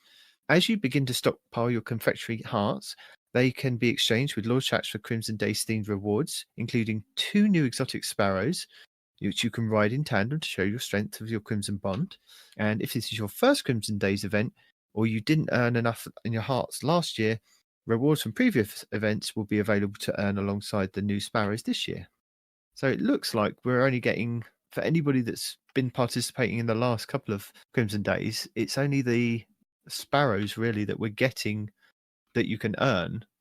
Everything else has already been there before. Additionally, spare confectionery hearts may be exchanged for warm-hearted gift packages containing glimmer with a slight chance for legendary loot. Once you've collected both sparrows and claimed the associated triumph, an exclusive emblem will become available through the Bungie rewards. We'll link that in the show notes. Here we go. Eververse will also feature many items from previous events for Bright Dust, including 2 new items exclusive to Crimson Days. 1 new item will be available for silver only, and this is the Heartfelt Union multiplayer emote, which is where you both bend over and join to make a heart. Interesting. There's a new ghost, or a couple of new ghosts. Looks like a new ghost projection, but the 2 shaders look like they were previous ones, and I'm guessing the ornament for the Graviton Lance is very similar to what we've had before. So they'll just, if you've missed out last time, they'll be available now. Okay. So, participation requirements. While all players are invited to experience Crimson Days, new players must first meet the following requirements. So this is very similar to how we've had it in the recent couple of events. You've got to have escaped the Cosmodrome and to unlock the tower and achieve 790 power. So this event's not going to be a power requirement like Iron Banner. So power does not matter.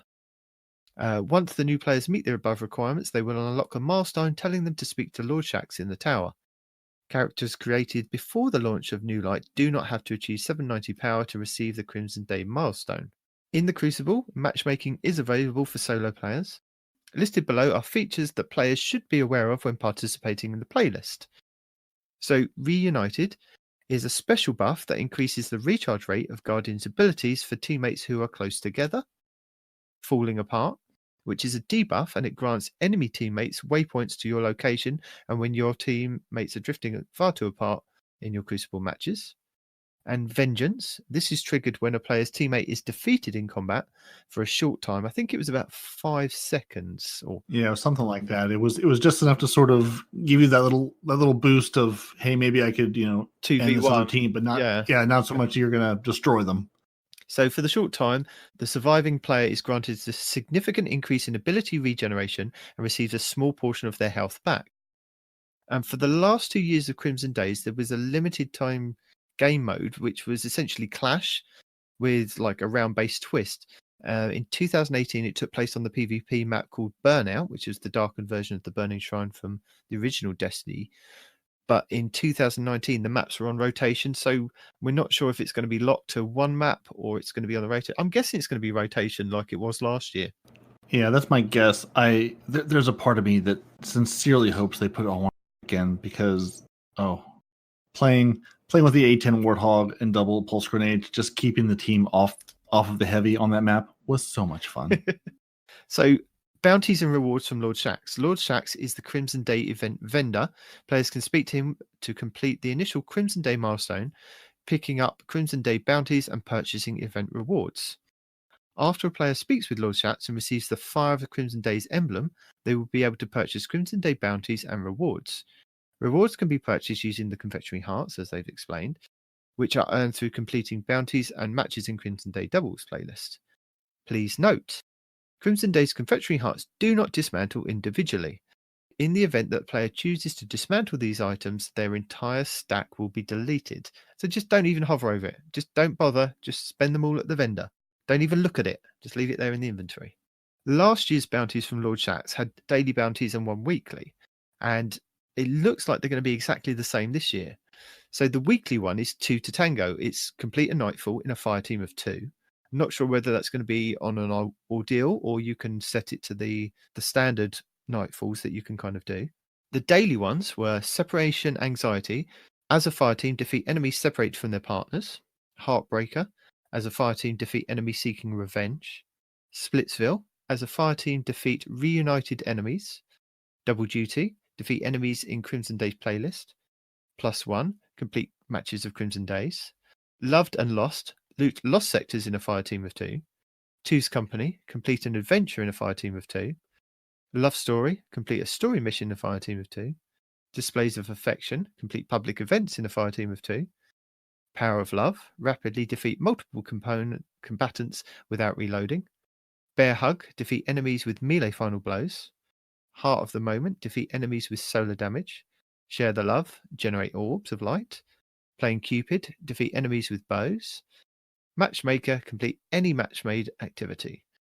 And the Crimson Day rewards that Lord Shax will offer in the Crimson Day themed event from last year were the Tirashella Shell, the Undeterred Sparrow, and the Val, and they will be making their return this year.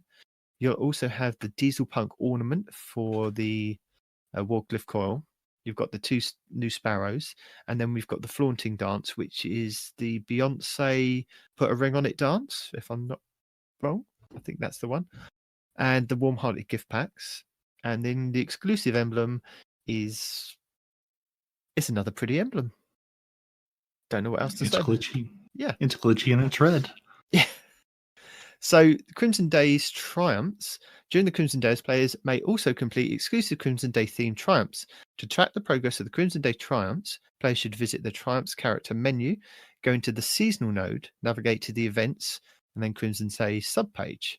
Now, we've already done this from the last year, and it looks exactly the same, that the triumphs that we did last year are the same ones for this year. So I'm not sure if you've completed the 2018 ones or 2019 ones, that they'll just be another node saying 2000 or 2020, or it'll just, if you've already done it, you've already done it kind of thing.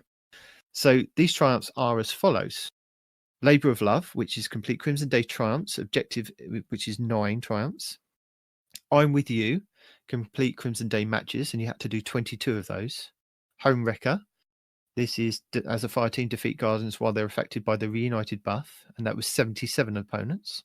Heartless, which was as a fire team defeat Guardians as they seek vengeance for their fallen ally, another 77 opponents. Looking for Love, complete Crimson Day bounties, and you had to complete 11 of them. Love Conquers All, win Crimson Day matches, just 11. Divide and Conquer, as a fire team defeat Guardians separated by their partners, again 77 of those. Love Avenged, earn Blood for Blood medals by avenging your fallen ally. You only had to complete 2 of those. And 2 to Tango, complete the Nightfall in a fire team of 2. And then Heart's Desire, which was collect each of the Crimson Day reward offered by Shax in 2019. And some of these, that if you competed in anything before that, I think there was like other separate events that we could all earn these in, but then they put them into the Crimson Days last year, were the Tirashella Ghost Shell, the Undeterred Exotic Sparrow, the Val Legendary Solar Bow, the Diesel Punk Exotic Ornament for the Warcliffe Coil, and the Flaunting Dance. So if you've already got those, that should probably be auto-completed. Then what was quite funny is that we found that there were 3 other hidden bounties or triumphs last year, and they were really random, like hidden things. And I'll give you an example. They may still be around this year. So we had Fireworks, which was wipe an enemy team using the 2-tailed fox. There wasn't any kind of triumph score for that. It was just that was it. I can't tell you how many matches it took to get that stupid thing unlocked. We would almost kill both people, but then one person would live with just a shred of health. Yeah, Again, no points. It's nothing. It's nothing there but a completionist thing. Once it was fun finding that though, because I was playing with somebody. It was Andy or Pam. Somebody had the two-tailed fox and got it. And they were like, "I got a triumph for fireworks." I was like, "Which one is that?" So it was fun finding that, but just trying to pull it off was irritating. Then there was another one, Seeing Red, which was defeat enemies with the Crimson, which is the hand cannon, the exotic hand cannon. And again, it says on the actual triumph, this triumph does not count towards the objective, and it may be only completed during the Crimson Days playlist. And then Lover's Vigil, which was claim vengeance for your partner when they die with the Vigilance Wing equipped. So, and there you had to kill 2 people with that. So that was really weird that they put these hidden triumphs in the game at the time. Yeah, like the Crimson one I can sort of understand, but yeah, the other two is just did they do a raffle and say, "Okay, guys, which gun should we use?" Yeah, it was really, really weird. So once again, they say that once Crimson Days has ended, these triumphs will no longer be eligible for progression, and incomplete triumphs will be hidden. Please note again, triumphs that you complete in Crimson Days 2020 that have been unlocked but not claimed will be inaccessible after Crimson Days ends at the weekly reset on February 18th, 2020. And in order for players to ensure that they receive the credit for these triumphs, they must claim them as soon as they're completed. So when something pops up on your screen, go into your menus and click on it, and it will say that you've done it. Give you no triumph score, but yeah, there you go. And last year they added new Crucible medals. These were Polyarmory. In a single round, both you and your partner must land one final blow with each a kinetic, energy, and power weapon. Broken Up, as a pair, defeat both your opponents within 3 seconds while they are separated from each other. Third Wheel, which was rapidly defeat both your opponents while your partner is down. And Heartbreaker, win a match in sudden death. And I will link the 2018 and 2019 videos by Houndish and Mesa Sean if anybody's interested in having a look at what's gone on previous. They do have a couple of known issues. They know some issues are going to come up. So this is their known issues for this. Players will be unable to access Lord Shax's Fire of Crimson Days emblem if they already have this emblem in their inventory. So deleting this emblem will allow them to accept the new one when completing the Welcome to Crimson Days milestone. So in your inventory is not in your collections. Just make sure that it's not on your character, basically. Players who are removed from matchmaking and rejoin will not be able to respawn until the current round ends. These players will see waiting for ally to revive for the remainder of the duration of the round.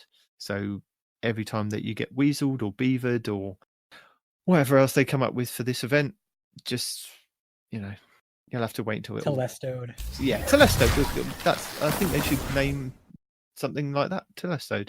You are Telestode out of the game. Crimson Day bounties do not advance Crucible Bounty Vendor Challenge. So just pick up ordinary Crucible Vendor bounties at the same time. And when I was researching the Crimson Days event from last year, I went back to our podcast that we did at the beginning of last year to have a look at some of the information. And what I found quite interesting was on episode 3, we talked about some of the things that were quite prolific in the Crimson Days. And I don't know if you guys remember this, but I now, when reading it, I thought I'd bring it back up because it may be something that people want to use. We put that there'd been a variety of loadouts and weapons being used to Crimson Days playlist. And one person on Reddit saw that a team was using a Rat King and Blue Gear. Another one recommended exotic Gauntlet Shinobu's Vows with 5 grenade mods for endless skip grenades. Do you remember that? That was fun. Oh. Yeah. So I thought the endless skip grenades, which I can't complain about, as I was running with 2 A10 Warthogs. The endless skip grenades. Oh, that was a blight. I just hope they patch the endless. Says the Titan I can have 2 freaking pulse grenades. No, but those skip grenades with the Shinobu's Vows tracked you, and because if you put on those mods at the time and had your grenades up every 30 seconds, like you can do now, and if you're parted from your if they've died, you get the instant regen of all your ability stuff. You can just keep chucking out grenades, and if you're close to somebody, it's going to recharge your grenades quicker than 30 seconds. So, as all things should be. yeah. Yeah. I'm not saying it's not a terrible counter for a terrible loadout I was running, but hey. And I'll curious to see what it pans out to this year. And one of the stars of the shows for the weapons last year was the Jotun, the exotic fusion rifle. Mm-hmm. And that was a good counter to some of the other weapons that were being used. So I just thought I'd throw that back out there for people to find again. Yeah, I think the Jotun's a good counter to everything. It makes everything better. So I've done lots of talking. Do you want to talk us through Guy Who Remembers Nothing, or do you want to take us, Parody, through the little short bit of This Week at Bungie?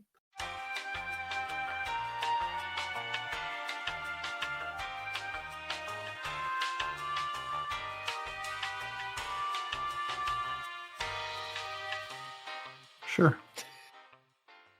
I was giving He Who Remembers Nothing a chance because he didn't speak up and yell at people to make sure they turn in the triumphs. So. I think he's so excited about his own section. Just imagine a Respawn screaming at you that turn in your triumphs. Yes. So this week at Bungie for February 6th, 2020, which also it's weird. We've been doing this show for a year. You were able to say we could go back a year and tell people what we did last year. So hey, we made it this long. Good job, everyone. So this week in Bungie, we're calling in reservations. It's been a wild week in Destiny 2. Inutam, Oblivion's Triune made their grand entrance into the sundial. And as we all know, Froggy was sitting there waiting for him with a warm cup of coffee saying, hey, glad you could finally make it. Guardians descended upon Mercury, weapons in hand, eager to protect the timeline from certain annihilation. While you prevented the Scions from changing history, this isn't the last trial you'll face. Not by a long shot. So the first 3 Empyrean Foundation goals have been met with haste. 1 billion Fractaline wasn't enough for the Foundation, and your next goal is currently in reach. Your next stop will be 2.2 billion. And as we mentioned earlier, we're at about 1.9 billion now. So that'll be obliterated probably by Tuesday, if not before. Tonight? Yeah.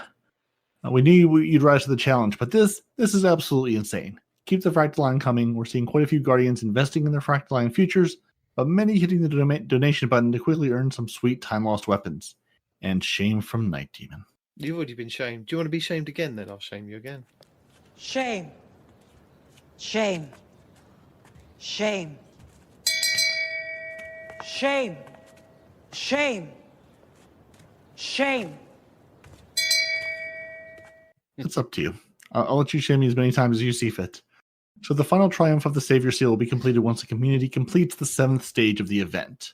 So whenever Bungie gives us the 7th stage and whenever we complete it, that's when that last seal will unlock if that's the one you're waiting for. We're excited to see the new title in the wild. Players will also unlock the ability to pre-order the Savior Bungie reward pin once they've completed all triumphs of the seal. Now let's look at the calendar. We have some beats to cover that are coming up quick with a new season on the way in just over a month. And this is where we talk about swords. All the swords. So we're a little over a month away from the next season of Destiny 2, and it seems like a good time to start talking about the sandbox. Over the next few weeks, we'll be covering upcoming changes to weapons and abilities. Some changes will be PvP-centric, while others will bear more out of a PvE focus. No word on any PvM changes, but stay tuned to our recent guest to find out more on that topic. I am afraid of swords. So our first subject is swords. Some are sharp, some are blunt. Some get left in your vault forever and you go, oh hey, I do have that. One lets you bend space-time and teleport through enemies. Another has projectiles that can take down foes at range. Since the launch of Destiny 2, we've made some feedback about general functionality, and the team has been kicking around ideas on how to make things a bit more enticing. After some brainstorming and development time, swords are receiving a sort of table flip when it comes to light attacks, heavy attacks, and guarding. While you'll still rip and tear through opponents as you would expect from a sword, most of what you know needs to be unlearned. Doesn't everyone love to hear that? Hey, that thing you've been playing for years? Yeah, it's all wrong now. So the blades have been rebalanced to new energy meters, making its way into swords. Below, you'll find the full rundown from the dev team. Wait, what? Did I hear that right? So for the respawn edition, what? Yeah, the respawn edition of this is you're going to have your melee meter turn in. When you have a sword out, your melee will now be your energy for the sword, but ammo will also play a part in this because More Oh my convoluted is God. what we're looking They for. still have ammo? So swords are getting a little bit of love this season. While they become a Destiny ever since their introduction in The Taken King, we felt they were due for an update both to freshen them up and also allow us more room to work with them in later releases, which means giving them exotic catalysts and still not bows. You're welcome. Wait, you shut your face. Not what Bungie said, just my 2 cents. So to be fair, in order to learn how to use swords again, you would have to have remembered they ever block in the first place. This is true. They even gave our class an entire exotic around blocking with a sword that goes right next to the Aeon Soul in the vault or in the trash pile, never to be used again. I think I have a helmet laying on top of it. Apparently, they are changing how you're going to use that as well. Yes, they're sure trying to. So swords will now have their own reserve of energy that recharges naturally on its own and is not to be confused with the ammo capacity, because you would. This energy will overtake your melee slot while you're wielding a sword and spend on various actions.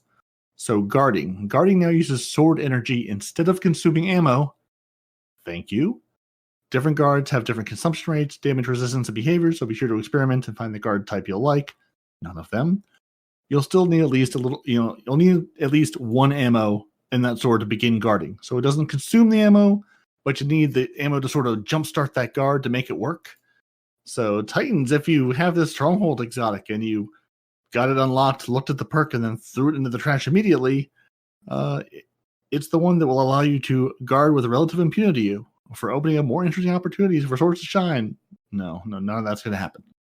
So although the guard function has always existed, it was really never considered worth the cost.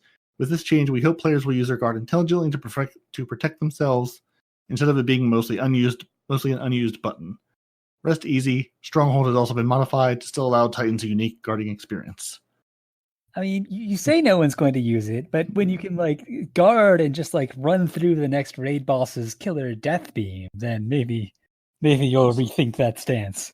So here's what we're gonna do. We're gonna guard with the sword. We're gonna load that guardian up with Telesto, send them at the raid boss. That's and too much we're done. power for one man. Yeah, and then the game just crashes and says, "You've won. Welcome to Destiny 3. You've unlocked it." It's also a PvP strategy I have actually seen.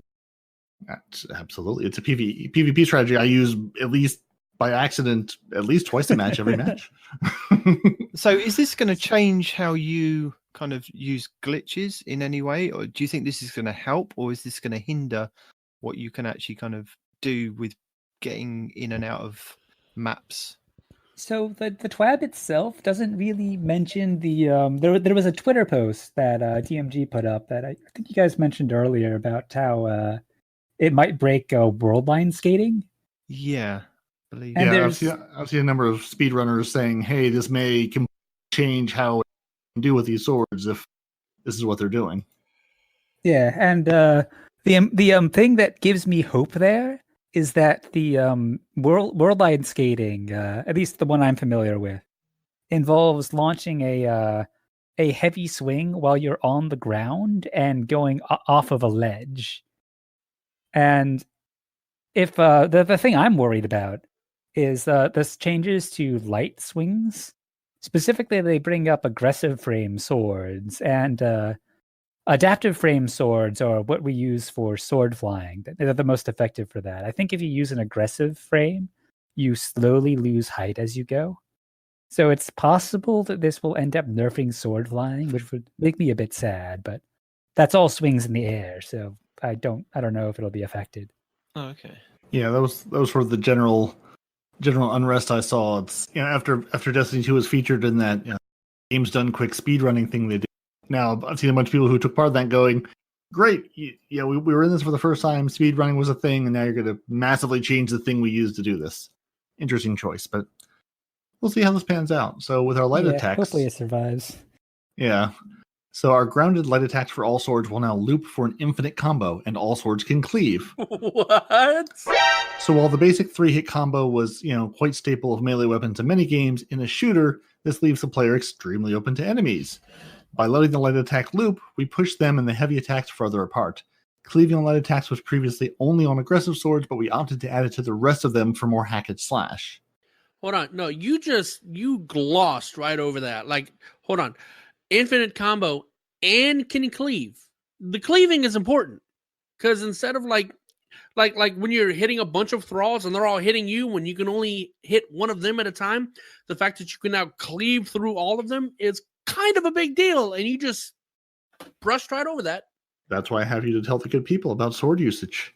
Because the only sword I pick up is the sword the game makes me pick up to go, take down a shield or finish off a boss. Just think of how more effectively you can kill yourself with exploding thralls if you could hit all of them with the sword at the same time. Exactly. You hit one, you still die. Who cares? But no, the ability to cleave has been something that I've complained about since swords existed, and the fact that we can do that now is amazing. I love it. It's great. On everything, even. And with that, your heavy attacks will now consume sword energy. While you always wanted to perform a heavy attack, while you were always able to perform a heavy attack, the attack is now stronger when you have full energy and weaker when you don't. A lot of sword play in many situations simply boiled down to endlessly mashing the heavy attack button instead of mixing up attacks, which wasn't quite the most interesting experience. Do note that aerial heavy attacks, as a general rule, do not consume sword energy, so they can vary based on the sword. So it sounds like you're going to have a lot of trial and error on what you can do, what you can't do, and what kind of sword is best for what situation. And try to remember, does this use ammo? Does this use energy? Is it better with energy? I'm sure there'll be a lot of testing. Does it use ammo and energy? What the? Exactly. And then a shield bypass. So a portion of most sword attacks can partially bypass elemental shields. Oh, that's nice. So anti-barrier, no. You have no shield. You have no shield and no face. I stuck this right through it. No. They have a shield. It's just that the sword passes through the shield while still keeping the shield intact. Also, I'm guessing right now, swap your sword twice while doing a heavy swing, infinite sword energy or something. Yep. Stay tuned for all the things you can do with Telestos and swords, swapping and swords. Right. All the way sword will have completely broken the game. FYI, if you shoot the sword tip with the Telesto, it can one-shot a boss. Just saying. You use the sword to slice down the shrubbery. You bring the shrubbery with you. You set them side by side. You fire a bow through it, and then once again, you've one-shot the game. So you say that, but that was an actual boss-killing mechanic where, at least what guy who remembers nothing said, where if you did like certain explosions and caused yourself like self-damage because you're too close, it like amplified the damage you did to the boss tremendously. Mm-hmm. Exactly. I mean, it's in the game. Use it for all it's worth. So in general, swords have some damage amounts for different attacks change, and the various sword perks have been adjusted, so you want to experiment a bit. We do hope you'll enjoy the changes. So yeah, stay tuned to 1,000 videos on YouTube of people going, here's what the sword can do, here's what it can't do, and a different set of videos going, here's what completely breaks with these swords. I would also love another video that says, hey, guess what? Swords aren't only going to be heavy, and they're not only going to be energy. Maybe that would be so good. Right? What if we just get a club? It is just a blunt, kinetic sword that you just beat the hell out of everything with and doesn't consume ammo. I want an exotic sword. Its model would just be a normal sword. It's like description. It's a sword, and it only uses ammo when you hit things. It's just some big claymore your guardian's wielding in the kinetic slot. That'd be great. So awesome. Bungie has already changed, the set of Aeon gauntlets once. They just need to change it again. So every time you take down an Iron Chef of the Cabal, you can grab both of his cleavers and use them for the rest of the event you're doing. That's all I want. Just let me pick those up and dual wield and cleave through everything in front of me. What if, like the light frame swords, you could dual wield? That would be whatever. I've got two hands. Oh man, lightweight swords are so broken right now. It's hilarious. So now that we've given you some sword talk to wash over and enjoy all the ways your favorite sword is now broken, better, becomes a Telesto. Again, we need to contribute to the Empyrean Restoration. It's very important. State 14, aka Titan Dad, is relying on you. On Tuesday, it went live. Players were confused on how to participate, which, because you gave us an event that there's nothing in game about the event, and everybody was very confused. I saw a number of streamers on Twitter going back and forth going, I think this is right. Is this how this works? Do you think how this works? So to unlock the quest, players must complete the following prerequisites. So you're going to need to complete the following quest from Osiris, A Matter of Time, and then complete the Saint 14 quest, the Tribute to the Colonies, the Cornerstone, and a Guardian's Duty. basically, you need to go through all the stuff to get Saint 14 out. Do it all on one character. You'll need that character because whoever unlocks it will have it available to you. And even once you do that, you may also then get the quest again to go back into the Corridor of Time from Osiris, and he'll go tell you to talk to the Corridors of Time iPad, and the iPad will go, I don't know what you're talking about. You're going to have to glitch in there. It sucks to be you. So if you get something else from Osiris after that, just ignore it. Just throw your Fractaline into an obelisk somewhere. Make everybody happy. And now we're on to the fashion show. Because really, what's Destiny if not one big giant fashion show? We're almost at the weekend, and we'll be scouting the Destiny fashion scene for combinations worthy of an emblem. In case you missed it, we've kicked off another Fashion Week on Tuesday. The only requirement for this is the Starlight Starbright emblem, which you get from donating to the Guardians for Australia restoration efforts, and a good eye for fashion. So they have a tweet, which we'll link in the show notes, or just go to the Bungie the Game Twitter feed and look for the tweet saying, hey, give us your best fashion, put that emblem on, up your fashion game, and they will award some Levante's prizes to those who are deemed worthy of it. All right, and with that, we're going to now move on to our hotfix 2.7.1.1 and resolved issues, which let me preface by saying Telesso's going to break. So whatever happens, Telesso's going to break. First of all, gonna is the wrong word. Telesto has, or Telesto is going to break in a different way, in a slightly different and legally separate way from the last way it broke before, so it can be a different break. So next Tuesday, February 11th, we will release Destiny Hotfix 2.7.1.1, and the update will resolve some issues currently affecting players. Here's a preview of what they're hoping to fix with it. The Ifrit's Gift Triumph will retroactively unlock for players who turn in 50 Iron Banner packages in the Season of Dawn. The Get Closer pursuit will no longer have its progress reset when resetting Infamy. This is retroactive and will autocomplete for any player who is already above the Mythic rank this season in Gambit. A Season 9 Iron Banner Triumph has been added that tracks purchased packages from Lord Saladin. This is also retroactive. And then the timeline on the 2.7.1.1 hotfix. It's coming Tuesday at 8 a.m. Pacific Time, 1600 UTC. Maintenance begins 45 minutes later. You get kicked out of your activity. 15 minutes after that, the hotfix gets released and players will be able to log in. And an hour after that, maintenance ends at 10 a.m. Pacific, 1900 UTC. And hopefully we'll have all of our materials after that. And, but anything can happen, so stay tuned. And after we've talked about that, we're on to our known issues. So here are our known issues which we're not fixing in 2.7.1.1 or at the moment. So players are continuing to import increased tower load times after 2.7.1. No, not at all. No. The Play in the Odds emblem doesn't drop and cannot be reacquired from collections. While we investigate, the only way to receive this emblem right now is to raise your infamy rank 3 times in a season. So if you really want that emblem, you're going to have to play a lot of Gambit. Or just have it on you, or be sad. And then in the Bright Future quest, the Orbs of Light that are collected sometimes are not accurately reflected in the quest progress. So some players have reported that deleting or claiming a bounty may help with progression issues. So if you're not collecting enough Orbs of Light, really just collect more Orbs of Light. Just keep going. And for a full list of issues, again, go to the Known Issues article or the help forum. We'll link all that in the show notes. And with all things, it's Bungie. It'll break, it'll work. You'll just have to find out. And now we're on to everyone's favorite part. The man who remembers nothing speaks all things and is here to give you his roundup report. Respawn, take it away.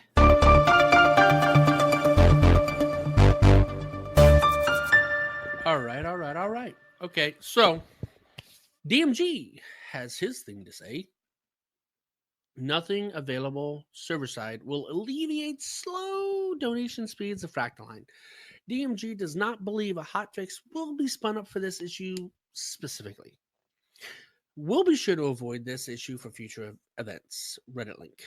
It's like, going back to anything that we ever have to turn in, they were smart enough to let us donate at least 50 at a time to the spires themselves, right? You could donate, 100 at a time, or 1 at a time, or 50 at a time, or 10 at a time, 50 at a time, whatever, right? So they had the foresight to do that to the spires. But when we're going to be depositing potentially thousands, plural, of Fractaline, not one person during development thought, should we let them deposit 1,000 at a time? 10,000 at a time?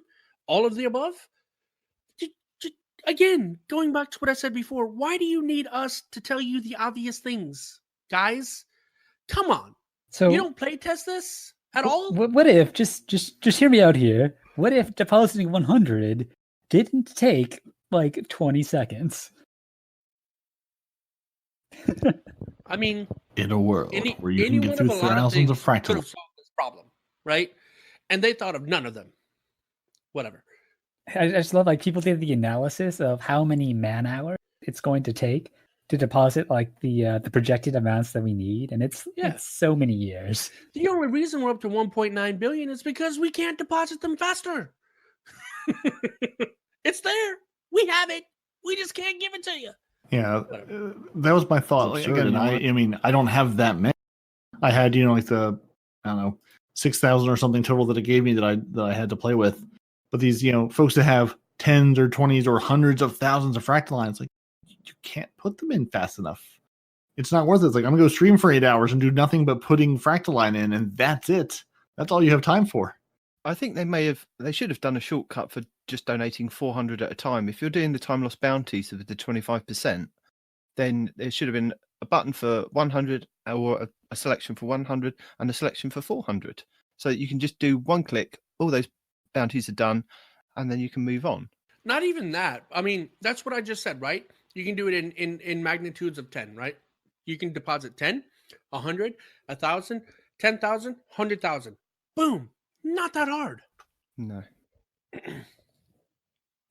Or if you're feeling particularly froggy, you can deposit your entire stack all at once. I don't care how many you have. Boom, done. Right? That would be great if they added that for like the last week when the people who have been banking up each week for their exponential growth want to like deposit their like 100,000 fractaline in a day. Whatever, man. All right. Anyway, about putting a guardian in the tribute hall to test weapons for PvP purpose. I didn't even know that was a thing. All right, sorry. About putting a guardian in the tribute hall to test weapons for PvP purposes. Give your feedback here. Why don't you just make the hall an open space, right? Like instead of like when you go there with your fire team, instead of them being friendlies, just turn off friendly fire. That's all it takes. Just turn off a setting. Is Guardian friend? Yes, no? Who cares? You can hurt him. Whatever. Thanks for the feedback. As with other feedback concerning firing range style requests, I'll be sure to note this on the list. Thank you, DMG, for the obvious. I can say at a glance this may be a little more complex due to the way Guardians take damage, or other variables you may find in Gambit or the Crucible. What's the resilience value? Are they in Super? Do you only wish to see damage numbers or have a Guardian moving so you can see how difficult it would be to apply damage to a walking, running target? Actually, now that we think about this, you have freaking what's private matches. Yes, it's already a thing. You're done. Why are we even talking about this? Moving on. Because there are no infinite ammo in private matches. Also, it requires you to have friends. Okay. Very true. Wow. You have to have people that will stand around for hours while you do this. Okay. All fair points. My apologies. To look at this from a development perspective as well, what is the problem you're trying to solve? Do you believe work should be dedicated to this over other sandbox balancing and or features? Do you believe a large amount of players would use this feature? Or would it primarily be for content creators? Can players snag a friend and do these tests quickly on their own? Or just take weapons into Crucible, as damage isn't the only factor when judging newly acquired loot? Yeah, I think it just sounds like it's a lot of work for a small amount of people. Granted, but when you do the private matches, can't you just make ammo, just like heavy ammo, just spawn infinitely? Is that not a setting? I don't know. I No, obviously it's haven't not. played with it. Yeah, you can set like heavy ammo to spawn like every couple seconds. There you go. Problem solved. Apologies for running through the list. Just love asking the questions to get a better understanding of player feedback. The Mortar Blast fix touched a few instances, but the bug is still occurring frequently. Currently being investigated. Reddit link. I don't know what that is to elaborate on. Apologies. That's the whole Solar Titan punching thing doing no damage, and now maybe doing damage, but possibly not doing any damage anymore. Basically, the Mortar Blast melee thing is just broken. Flat out broken. And they sort of fixed it, but didn't fix it well enough. All right, where am I at? Team has been looking at a fusion rifle feedback for a bit. We have a sandbox preview before March to discuss the changes to a variety of areas, aka make the Telesto even stronger. Each one of the Telesto bolts is actually a rocket now. Congratulations. Team is aware of feedback and players would like to see factions back. Forums link. Ooh, that was a forums. Oh, the other one was a Twitter. We have different things besides just Reddit. Oh my god! Team is looking to address issues with symmetry in March. Another forums link. What's wrong? What's going on with symmetry? I don't know. Don't care. The team is looking into performance issues. What? The rapid firing. Remember, it wasn't being consistent. Fair enough. Rapid fire when it felt like it. The team is looking into performance issues around the mod screen for a future update. Forums link. Shut up, parody. Feedback about LFG has been heard. Forums link. Players continue to request in-game LFG for in-game activities. Whew. I do not agree with that. Last thing I want is match made raids. Just say it. No, it doesn't say match made. It says LFG, looking for game. Same kind of thing you do now.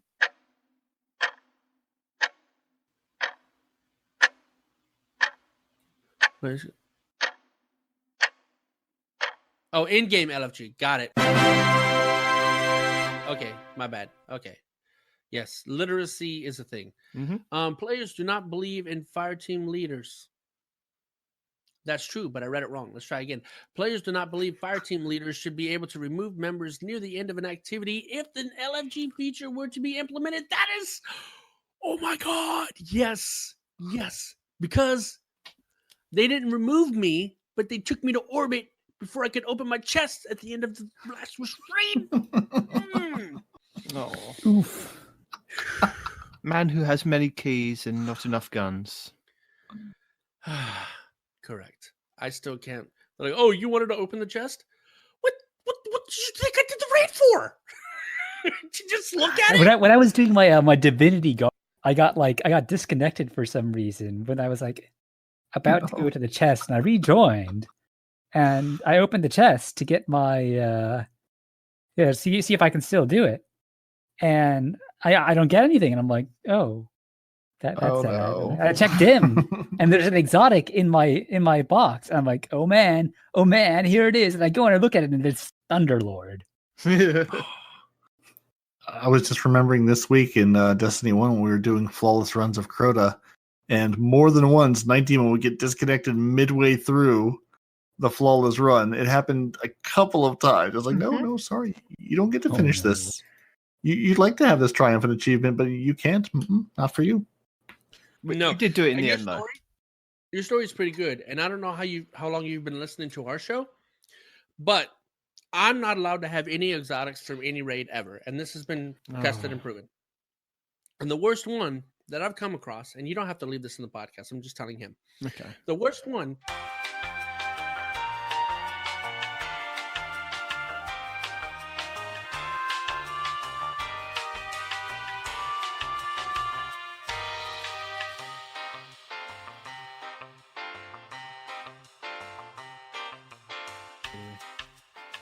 Who was that? Yes, okay. Here we go. Something new. Players would like to see an idle kick feature, whether they be voting or other. I like that. Ooh, I like that a lot. You know, can you kick? No, not if they're not in your fire team. If you're just, say, doing a Nightfall and one guy sits there and the Nightfall will progress because he's still sitting at the beginning, and yes, it would be great to kick that person out. The two of you say either play the activity or don't, because I've gone to orbit in Nightfalls and Strikes where it won't open a door. Now, Froggy would just say, just go past the door this way, but it won't open the door to let you through and complete the activity because your third person is just standing there at the start until he idles out. Yeah, but that only takes like what, a minute? It feels like longer than a minute. Changes depending on like what sort of thing you're doing. In like Overworld, it gives you like 15. In like Crucible, you have something like 2 minutes, and 2 minutes is a long time. It is, yeah. Crucible definitely seems shorter because I've definitely like run to answer the front door in a Crucible match that didn't matter, and then come back and it's like, oh, I'm in orbit. And then I've done that in Strikes and I'm still there. It seems like, but I don't know. Right. Totally unscientific story. Alright, players would like But to that would be see nice. a rate this leader feature. No, they wouldn't. Nope. No. A what Rate feature? this. Players would like to see a rate this leader feature for Find Fire Team, so they can report issues like this or rate their experience with a particular leader. I do not want that because anybody who's ever had me teach them a raid knows that What I are you get talking really about? What are you talking about? You get the McDonald's 5-star rating. The McDonald's 5-star rating, huh? As always, I want to be understood that this isn't a promise. The team is balancing various other items in development, but I'll see if LFG/social style features could be given a higher priority on the backlog. On swords. See, this week at Bungie for context. Pretty sure we covered that. You still need to acquire heavy ammo in order to use swords. Twitter link. Apparently, you need a link for that. As Dylan understands it, the speedrun community will need to find new ways to break the sound barrier next season due to the challenges to the world. Challenges As Dylan of reading. understands it, the speedrun community will need to find new ways to break the sound barrier next season due to the changes to the World Line Zero. I understand this will come as a disappointment to some. Hopefully, this will bring new techniques and serve as a challenge to refresh previously established records. Twitter link. Oh, that took a lot. I feel this is not me. Respawn. This is in the thing. I feel this change impacts all players, including the speedrun community. Like sticky nades, these strategies were growing in visibility and utility. Designing aspects of D2 around these strategies puts a hard limit on game design, whether it be activities or sword functionality. Twitter link. How long of a hands up would you have liked for this specific change? How long of a heads up? Not a hands up. Heads. How long of a heads up? Heads up. How long of a heads up? Heads up! Would you have liked for this specific change? We've got a month left in the season, but I would love to know how to approach changes like this moving forward. Give feedback about how they should approach changes like these moving forward. Here, it's a link to Twitter. DMG. You can get all three. Oh, hold on. I forgot Twitter is backwards. Okay, Spear Gaming Harbinger. Hypothetically, if someone did not have this triumph before this week, they're talking about Flare Slayer, how would they get it now? DMG says you can get all three checked off from defeating Inotam. Cool. That's interesting. Items with drop rates below 1% need to be buffed to at least 5%. Thank you. Who is this? Posted by Harbinger 1945. You, sir, you're wonderful. If you listen, great. Okay. DMG's reply. Hey all, speaking with the team, I just hate saying that.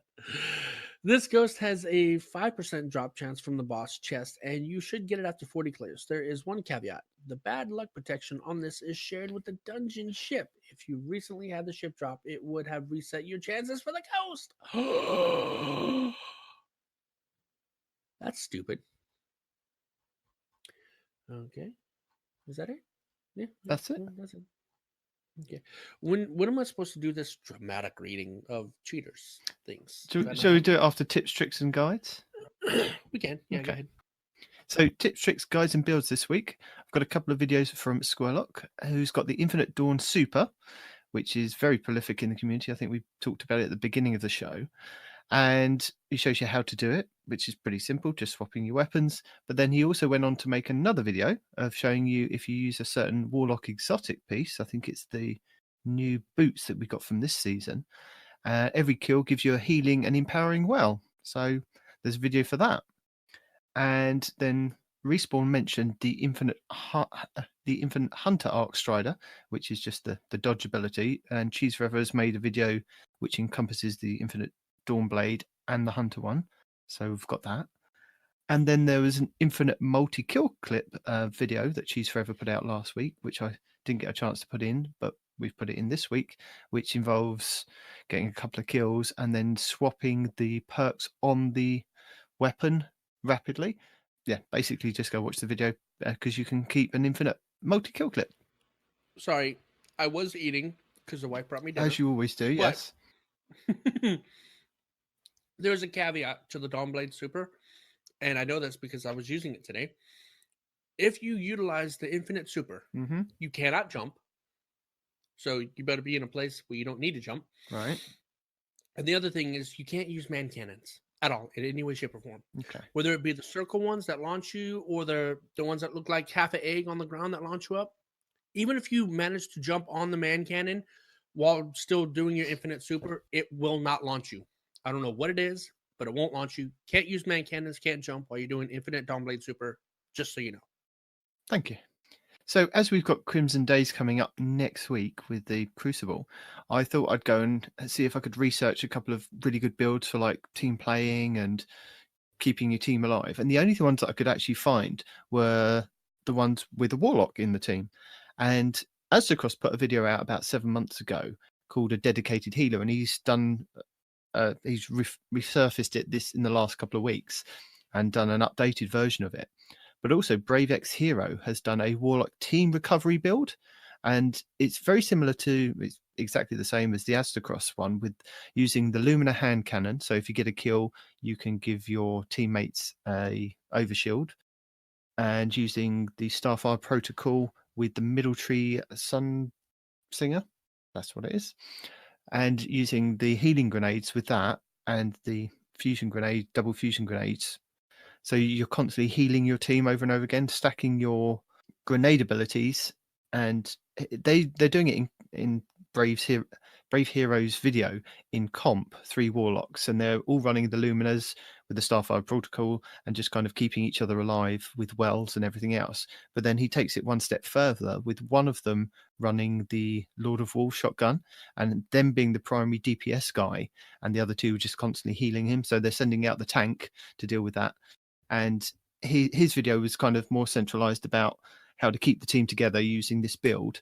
And Aztecross kind of goes over numbers and how to utilize the weapon better, because it's not a really good hand cannon, the Lumina. But if you're working as a team, we're trying to keep each other alive, this may be something that you want to use in Crimson Days. So I thought I'd highlight those two. And then Destiny Fun Police, who normally rocks a Titan, has put a Toxic Hunter build, PvP build out using the Le Monarch and the Oathkeepers, which basically keep the proc of the toxic arrows indefinitely until you actually hit a target. So that was a really good build. And he looked like he was having a lot of fun with that. And I was thinking, if you do get separated from your teammate and you do need kind of an extra bit of oomph to kind of take out the other two teammates, why not be an invisible hunter? So Destiny Fun Police has got a really good build for that.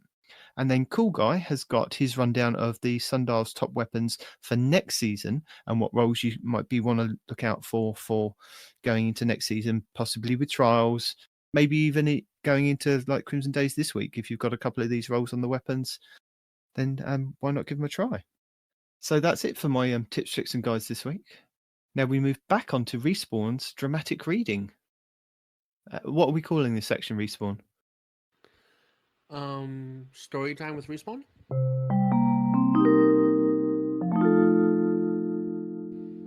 Okay. I don't know. Nice. You just hit me with it. We're probably not putting in names, right? I'll leave the names out. That's fine. So this guy is, I'm not sure what I can do, but I'm really scared right now. I've been playing since day one on Xbox. I've been playing just fine up until now. Bought Shadowkeep Deluxe. Been playing it since its release. Played it this morning, in fact. Just logged on, and a banner popped up saying my account has been banned out of nowhere. Nothing saying why. I'm really scared right now because I have over 60 days played, and I've spent money on this game. I play on Xbox, and I'm not sure why I was banned. I only play on Xbox. Someone, please help me.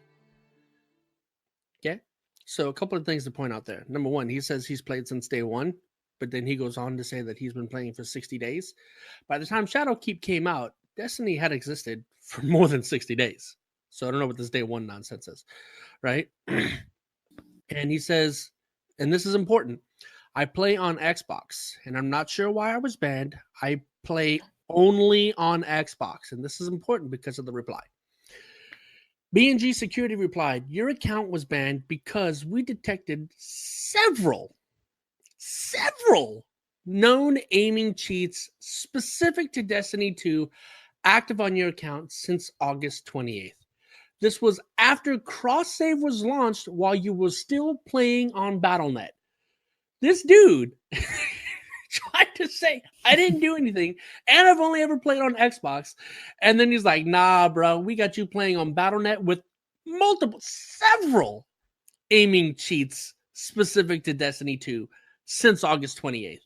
And I'm just like, you know, what goes through their minds, right? Like, do you think that just because you say these things, they don't go back and look at the account, right? It's like, they're just going to take you at your word, you know? I've only ever played on Xbox. Nah, bro, you played on Battle.net, homie, and then cross-save was enabled, and then you started playing on Xbox. But on Battle.net, you cheated vigorously. So, that guy definitely had it coming. Let me know what you guys think. Trying to pull a new platform, who dis? New platform, who dis? But no, he actually said, I'm scared multiple times. I'm scared. I don't know what's going on. It's like, are you seriously scared? What? It's getting so dark. The bandwidth is going away. My friends are over there. I only know I can't talk to them in any way. They're gone. Everything's gone. I can see the Telesto at the end of the tunnel. And I can hear people laughing. I hear an Arbalest charging somewhere in the darkness, and I'm scared. Hold me. Hey, we don't talk about Arbalest. That actually gives me nightmares. Stop that. Oh, so I actually, speaking of things that give you nightmares, I was playing Mayhem the other day, and I did not know this, but I was trying to get like my linear fusion whatever kills, and someone like goes to Nova Bomb me, and I'm like, uh-oh. Goodbye, cruel world. I try to like get them with Arbalest first, and I fire one shot. It hits the Nova Bomb, and the Nova Bomb explodes. And then a second shot, I hit the guy who shot it. And I'm like, that's a thing? You can One do of the that? One of the Nova Bombs will detonate early if you shoot it. I think it's the Slova Bomb, if I'm not mistaken. Yeah, I had no idea. I thought that it was just a death sentence, but apparently you can shoot it. No, it says it inside the description. Now, if you shoot it, you still got the little orbs of death chasing you down. You have to worry about. But the big, massive ball, you can shoot as an enemy and disrupt it. Yes. So it's better? It's the little guys. They have like I think they have a shorter tracking range. They do, but they're still one shot. Yeah, I mean, so I mean, if it's it's too like close, cross map, if you're playing like the one map where you have like the long alley sniper, alleyway. I can't remember what it's called, but it's got like little gondolas around in the water. Whatever that map is called, like if he spawns and he launches a Nova Bomb from cross map, yeah, you can shoot it there and you'll be fine. But most of the time they launch a Nova Bomb, it's already on top of you. So even if you shoot the orb of death and disrupt it, you're still probably gonna die. Mm-hmm. So I mean, you got lucky, I guess. Did the little ones not kill you after the fact? You got away. I don't remember. I was so shocked at like destroying the bull and then like somehow managing to kill the guy with the second shot. That I don't even remember what happened. Probably got shot. Standing there in shock, going, "Oh my god!" Just remember, you don't have to outrun all the bolts. You just have to outrun your slower teammates away from the bolts. That's the real pro tip, right? Shoot it and run. That's all you got to do. Getting into the Crimson Days mentality there. Exactly. Stay next to your friend, then leave your friend behind the moment it becomes advantageous for you. It advocates for union and friendship, not I'm faster than you. Bye. I mean, I may have done some solo queuing in last year's Crimson Days, and I may have used my teammate as a human shield to say, okay, you go find the people. When they murder you, I will take this opportunity to get revenge. I mean, you're talking to the choir. The way I see it is, if you really love me, you will die for me. Sorry. So, that being said, please send your applications to play Crimson Days with Respawn this week. to to Human Shield at noonresponsinreallife.net. You see the sponge, you see these bullets. Here's what's going to happen to you in a moment. Right. And preferably, if you'd be willing to be a Titan and my human shield, even better. Sign me up. We got this. Right. All right. You can go on friendgame.report and see who your best Crimson Buddy friend is. Endgame.report. There you go. I'm going to have to find out what the hell that is, actually, first. Friendgame.report. It actually found it last year during Crimson Days because they added a little tab of like who you played the most Crimson Days matches with, but it'll also tell you like who you played the most various matches with overall, like who your best friends are in the game. So it's fun to see what activities you play with who, and then oh yeah, you don't play PvP at all, not even a little bit. All right. So with all that being done, we're in a clan. Froggy has a clan. Everyone needs a clan. You've got a clan out there. Your clan needs more people. Tell us who this clan is. Tell them what you're looking for. What console are you on? Are you playing on Stadia and trying to become Lords of Stadia and try to go worlds first next time a raid comes out? Email the show at twotitansandahunter@hotmail.com or hit us up on Twitter, twotitans_hunter, or just, grab us at the street and say, hey, I got a clan. Here's the deal. Give us the details. We'll give the good people the details. We want to share them with you because clans are fun. And if nothing else, if you're having a bad week at work and don't have enough time to play, your clan can get you engrams for you. Let them do the work while you're not. Use the human shield mentality. It's a good strategy. And I will continue to beg for, people leaving us reviews because it's how people find the show. We like the show. You like the show. More people should like the show. So I would like to, we had Squirrellock Holmes on last week and he was nice enough to leave us a review of stars saying, it saved my marriage. I'm not even married, but if I were, and that marriage were on the brink of destruction, this podcast would somehow save it. That's how good it is. And if you play Destiny, you should be listening to it anyways. So thank you, Squirrellock. I appreciate it.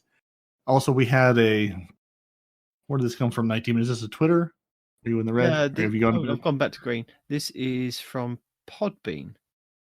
Okay. Oh, from Podbean. Yeah, I didn't recognize where the screenshot was. From old school biker. Like having 3 pinnacle podcasters, each of a different element, enrolled at 60 plus to armor your ride into work. Thanks for the effort. Very entertaining. I think that's the new tagline of the show. 3 pinnacle podcasters, each of a different element, rolled at 60 plus. I mean, it's a mouthful, but I like it. That's amazing. Hang on to that, and we'll use that as the intro for our next episode. Oh, there you go. Right? There we go. All right. Your Aeon Soul Swift and Safe is here to help you out. Wait, no. Oh, Jesus. I don't want to be on anything. And I think that's about it. We're about to close this show.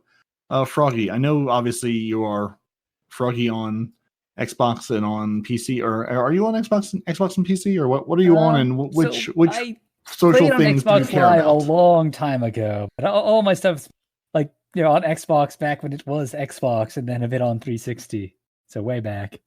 Okay, so you're on PC these days, and you have my question to you is, do you have a clan you want to shout out, and also what social things do you want me to mention, or do you want to mention them? Sure. So I play with. See if I can actually pronounce the clan name here. We have a bit of a meme in the clan of finding new and more exciting ways to mispronounce it. It's excellent. Autarkia, also known as Auto IKEA, or any of a number. I can send you how that's actually spelled, because that would be lovely. Would you like to have more people join your clan so they can be running a strike with you and then suddenly see you leave the map and then meet you with the boss? Yeah, we have all sorts of people in the clan. I think we have one of the guys who's at max triumph score, or the highest so far. We have people who do solo raid encounters and low mans and things like that. And then there are the goofballs like me that just do random nonsense and get out of the map and things like that. And there's a few other people that enjoy doing that sort of stuff as well. So it's a nice collection of people. Yeah, that's awesome. That's one of the fun things about having the clan, is just you get exposed to so many weird random people, and it's so much fun. Everybody has their thing they do, which is makes the world go round. So The Dandied Snail, aka Dandy, now since he's changed his name. Here's a call out for you. No, he will always be Dandied Snail. Always. The other day he was talking about how we don't play as much on PC as we used to, and how we're buds on PC or whatever, and we only play with each other on PC and this and that and the other.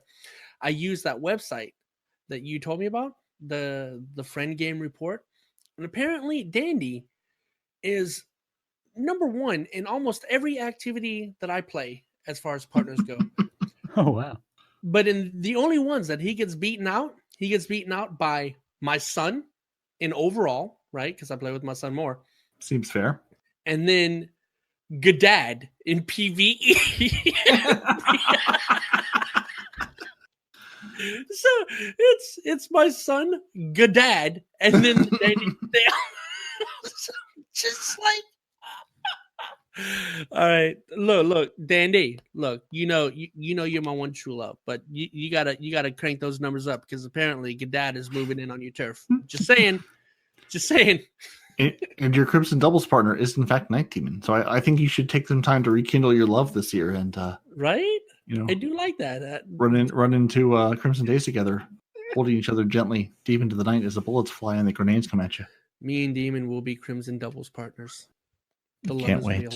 Oh yeah, and I guess the other shout out I do, of course, I post my various shenanigans to YouTube from time and again, so you can check that out. Are you also Froggy618157725 over there as well? Yeah. I try to keep it mostly consistent, so it's easy to find.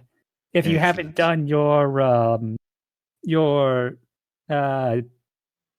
Corridors of Time lore or emblem yet, I've been helping people out on PC. So I have like I can give you a link to the Reddit thread for that too, where if you post there and you aren't able to get back into it, I can let you in sometime. Good guy, Frog. Oh, excellent. Yeah. If you want to throw that into the Discord, we'll put that in the show notes for people on PC trying to get their lore done, so they can have their books and be very pleased. And then when Bungie puts it back in the game and fixes it, they can read it and be very happy. Yeah, I think Cheese Forever called me Saint 13 over. Excellent. Well, Saint 13, thank you for joining us. Yeah, it's been a pleasure. Excellent. Your Titans have been Parody, Night Demon, and Froggy618157725. Your lone hunter this week is known response in real life, also known as the man who remembers nothing. You can email the show at twotitansandahunter@hotmail.com. You can find the show on Twitter at twotitans_hunter. You can find the show on Facebook and Instagram as well at Two Titans and a Hunter. You can join the Frozen Clan at join.frozen.party. That's Frozen with a 0. If you like a sandwich, come have a space sandwich with us. You can find your favorite Guardians on Xbox Live or PC. Watch the show on YouTube, listen to the show on Apple Podcasts, Google Play, Spotify, and everywhere podcasts are sold. Leave us a review, glitch out of maps. Come tell us all the things you love about Destiny. And again, review the show. It helps people find it. It helps us love you more and helps us make more shows. We've been doing this for a year.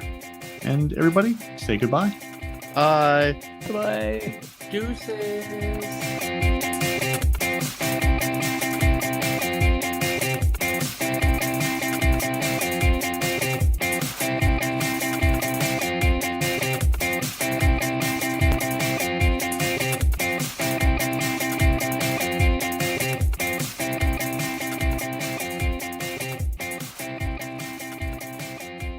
Because I have to edit the music, I have to make Respawn sing, as I'm going to thoroughly enjoy this week.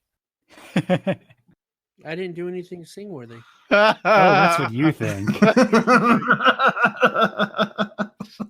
There, Respawn, let me just say, there was a beautiful song in there. What? No.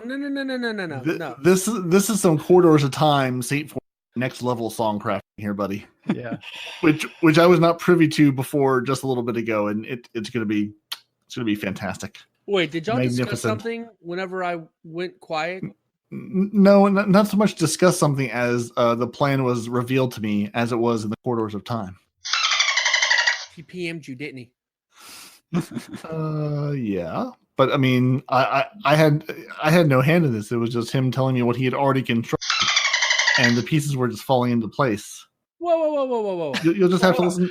You'll have to listen to the podcast. Maybe So- by Sunday I'll have a So rough you edit. you knew what you were gonna make me sing before we before we had the podcast, and Yeah. I fell into the trap and said all the things you were looking forward to me saying. Yeah. He Ron Burgundy you real good. He's scrolling through now to find stuff.